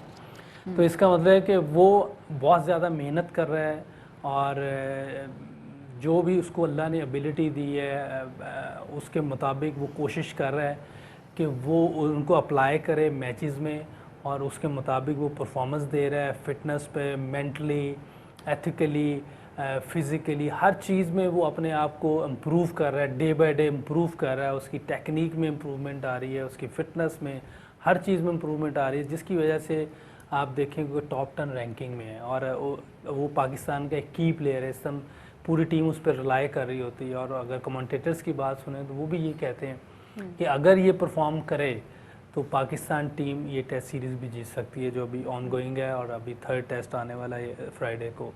तो हम सब की दुआएं हैं बाबर आजम के साथ कि जिस तरह वो परफॉर्म कर रहा है अपने, जब तक वो क्रिकेट खेले ऐसे ही परफॉर्म करता रहे, ताकि पाकिस्तान को उसकी परफॉर्मेंस से फ़ायदा होता रहे। अच्छा यूसुफ साहब, ये कि बाबर आजम अंडर 19 में कप्तान भी रहे हैं, नेशनल एकेडमी में उनको तरबियत भी मिली है, सो क्या हम सेफली कह सकते हैं कि बाबर एक पूरे निज़ाम से गुजर कर गए हैं, इसलिए वो एक ख़ास बैट्समैन बने हैं? बिल्कुल, देखें जो भी इस सिस्टम से गुजरता है, जैसे पहले जब एकेडमी नहीं बनी हुई थी, एक फ़र्स्ट क्लास का सिस्टम था, उस सिस्टम के ज़रिए बहुत बड़े बड़े प्लेयर निकले हैं पाकिस्तान के। अगर आप जाएं पीछे, हनीफ भाई हैं, जावेद भाई, ज़हीद भाई, सईद भाई, इंज़माम भाई, ये बहुत बड़े बड़े प्लेयर आए हैं जो कि इसी सिस्टम से निकले। उसके बाद एकेडमी मुतारफ़ कराई गई, उसमें ये प्लेयर निकले, उसमें काफ़ी प्लेयर आए हैं। लेकिन बाबर आजम एक एक्सेप्शनल टैलेंट आया, एक एक्सेप्शनल अल्लाह की तरफ से उसको अल्लाह ने ऐसी सलाहियतें दी हैं को वो एकदम छा गया, वो पूरी दुनिया में उसका नाम चल रहा है। तो आया वो इस सिस्टम के ज़रिए, लेकिन इंसान की अपनी जो एक एबिलिटी होती है, जो अल्लाह ने टैलेंट दिया होता है, उसको पूरा यकीन है और उसको पता है कि उसने क्या करना है। उसके वर्क एथिक, उसकी बैटिंग करते हुए जो उसकी जो सीरियसनेस नज़र आ रही होती है कि वो लग रहा होता है किसी मकसद के तहत वो खेल रहा है, बिल्कुल फोकस खेल रहा होता है और कुछ करना चाह रहा होता है। ये चीज़ें उसको आगे ले सब भाई बाबर का जो लेवल हेडेड एटीट्यूड है वो बड़ा उसको फ़ायदा देता है। वो कामरान अकमल ने भी उसके बारे में कहा था कि जी ये इसको हमें कुछ बताने की ज़रूरत नहीं पड़ी, सीखा हुआ बच्चा आया था जो मैच करता है, अपनी इनिंग्स खेलता है, परफॉर्म करता है। लेकिन इंग्लैंड में ऐसा नहीं हुआ। अभी तक उन्होंने 3 इनिंग्स खेली हैं, 150 बनाई है। क्या वजह है? दबाव बहुत ज़्यादा है। देखिए, इसमें तो कोई शक नहीं कि सबसे ज़्यादा तवक्कुआत बाबर से थी, लेकिन ये पार्ट ऑफ द गेम है। गेम में ऐसा होता है, बाज़ औक़ात आप बहुत अच्छी फॉर्म में होते हैं, लेकिन कई दफ़ा बॉल ऐसे पड़ते हैं या आपसे कोई मिस्टेक हो जाती है तो आप अच्छा खेलते हुए भी आउट होते हैं। अगर आप देखें 75 उसने पहली टेस्ट में पहली इनिंग में किया, आप दूसरे टेस्ट की पहली इनिंग में फिर वो 47 पे खेल रहा था, अच्छा खेल रहा था। लेकिन चूँकि कंडीशन सेकंड टेस्ट में थोड़ी मुश्किल थी बैट्समैनों के लिए, लेकिन उसके बावजूद उसने 47 रन्स किए। अब ये तीसरा टेस्ट है और हम सबको उम्मीद है कि वो अगले टेस्ट में भी अच्छा खेलेगा। अच्छा असद साहब, आपसे आखिर में भी पूछना चाहेंगे कि बाबर आजम को अब भारत में जो रुतलेस कोहली है समहाउ उससे कंपेयर किया जा रहा है, तो आपको लगता है कि ये जस्टिफाइड है कंपैरिजन? नहीं, अभी मुआवजा नहीं कर सकते क्योंकि कोहली को खेलते हुए तकरीबन 12 साल हो गए और इसको अभी 3 साल हुए हैं। लेकिन अगर शुरू की अगर 3 साल देखे जाएँ तो बाबर आजम की परफॉर्मेंस कोहली से बेहतर है। लेकिन फिर भी मैं ये कहूँगा कि हमें किसी प्लेयर को किसी से मुआवजा नहीं करना चाहिए। हर प्लेयर की अपनी एक डोमेन होती है, अपना एक अंदाज़ होता है खेलने का, हर प्लेयर की अपनी क्लास होती है। जैसे सचिन और लारा को आप कंपेयर नहीं कर सकते, दोनों की डिफरेंट क्लास है, लेकिन दोनों वर्ल्ड क्लास प्लेयर हैं। तो मेरा ख्याल है कि बाबर आजम भी वर्ल्ड क्लास प्लेयर है, विराट कोहली भी वर्ल्ड क्लास प्लेयर है। तो मेरा ख्याल है इस तरह कंपैरिजन करना मेरा ख्याल बेहतर नहीं होगा। दोनों अपनी जगह पे बहुत दोनों अपनी जगहों पे बड़े, दोनों को कंपैरिजन करना बेहतर नहीं होगा बिकॉज कोहली हैज़, मतलब वो क्रिकेट की बात करें तो कमाल खेलते हैं, Babar Azam is also doing good. जी जनाब, और अब क्रिकेट की बात हो रही है तो ज़रा आपको बताते हैं जनाब सरफराज अहमद, साबिक कप्तान के बारे में। साबिक कप्तान के बारे में सरफराज अहमद जो कि अब एक छोटे पैक में भी आ गए हैं जनाब, लेकिन उल्टे हाथ से खेलते हैं और जो ज़बरदस्त शॉटें वो खेल रहा है बच्चा। मतलब आप इस बच्चे के साइज चेक करें और इस बच्चे की क्लीन हिटिंग चेक करें, लेकिन रनिंग वाली है। हाँ अच्छा, अब मैं जो लोग शायद जिन्होंने वीडियो नहीं देखी आपको बताते चले जनाब, ये छोटे सरफराज है, यानी कि सरफराज साहब के बेटे अब्दुल्ला हैं। और अब्दुल्ला ने वैसे क्या शॉट में गली में क्रिकेट खेल रहे हैं और अपने से बड़े जो लड़के हैं उनकी बॉलर उन्होंने आके जहाँ उनको बॉल कराई किया, उन्होंने अच्छी शॉट खेली, रन ले रहे थे। लो जी जनाब, ओह यार ये होता है ना, मिक्सअप हो जाता है। हाँ तो उनके अब्बा ने भी कह दिया कि बेटा डोंट रन लाइक अब्बा। That's cute. ये वैसे बड़ी बेहतरीन इसकी बच्चे की टेक्निक है और मैं कौन होता हूँ ज़ाहिर है खुद सरफराज का बेटा। देखा है कि वो जब विकेट कीपिंग भी जब करने के लिए करता तो उस बच्चे का पोस्चर कितना कमाल। अच्छा अब्बा वाला, टिट्टो अब्बा वाला उसका पोस्चर है। और खैर हम क्या कहें, वो सरफराज का बेटा है यार, ऑब्वियसली उसके घर में कोचिंग हो रही है उसकी, जरूरी नहीं है कि क्रिकेटर का बेटा क्रिकेटर हो, लेकिन बहरहाल ये नेचुरल टैलेंट है। हाँ, ये नेचुरल टैलेंट है। आगे बढ़ते हैं जनाब और अब बात करते हैं इंग्लैंड क्रिकेट टीम के कप्तान जो रूट की, जिन्होंने कहा है कि जी दौरा पाकिस्तान जो है वो हो गया तो बल्ले बल्ले हो जाएगी। उनका कहना है कि वो पाकिस्तान में खेलना पसंद करेंगे और ज़ाती तौर पर उनको लगता है कि वो पाकिस्तान आकर जब वो खेलेंगे तो उनको एक अच्छा मौका मिलेगा। और पाकिस्तान एक बेहतरीन मुल्क है और वहाँ के पिचेस बैटिंग के लिए साजगार हैं। पाकिस्तान जाकर खेलने के वो मुंतज़िर हैं। उनका क्या कहना था जो रूट का, आपको सुनवाते हैं।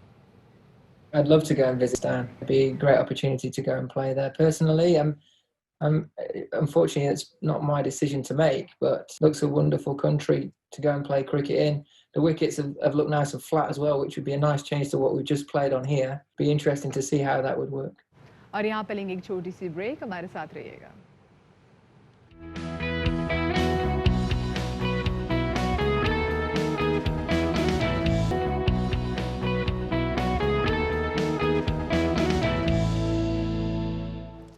के बाद आपको खुशामदीद कहते हैं बाखबर सवेरा में। और ख़वातीन हज़रात अब बात करते हैं पोलियो वायरस के हवाले से जनाब, कोरोना पे तो पाकिस्तान में किसी हद तक काबू हो गया है, लेकिन पोलियो वायरस के हवाले से पाकिस्तान कुछ ज़्यादा अच्छी स्टैंडिंग में नहीं है। दुनिया में 2 ममालिक हैं जिनमें पोलियो वायरस बाकी है और पाकिस्तान उनमें से। बिल्कुल, एक अफगानिस्तान और एक पाकिस्तान। पोलियो वर्कर्स इस वायरस के खात्मे के लिए काफ़ी पुरज़्म है। हमेशा की तरह वो 10-10 घंटे ड्यूटी भी देते हैं ताकि मुल्क का मुस्तकबिल महफूज रहे और बच्चे माजूरी से बच जाएँ। कोरोना वायरस के दौरान रज़ाकार मुकम्मल SOPs के साथ घर घर जाके पोलियो से बचाव के कतरे पिला रहे हैं। पोलियो वर्कर्स तो अपना फ़र्ज़ निभा रहे हैं।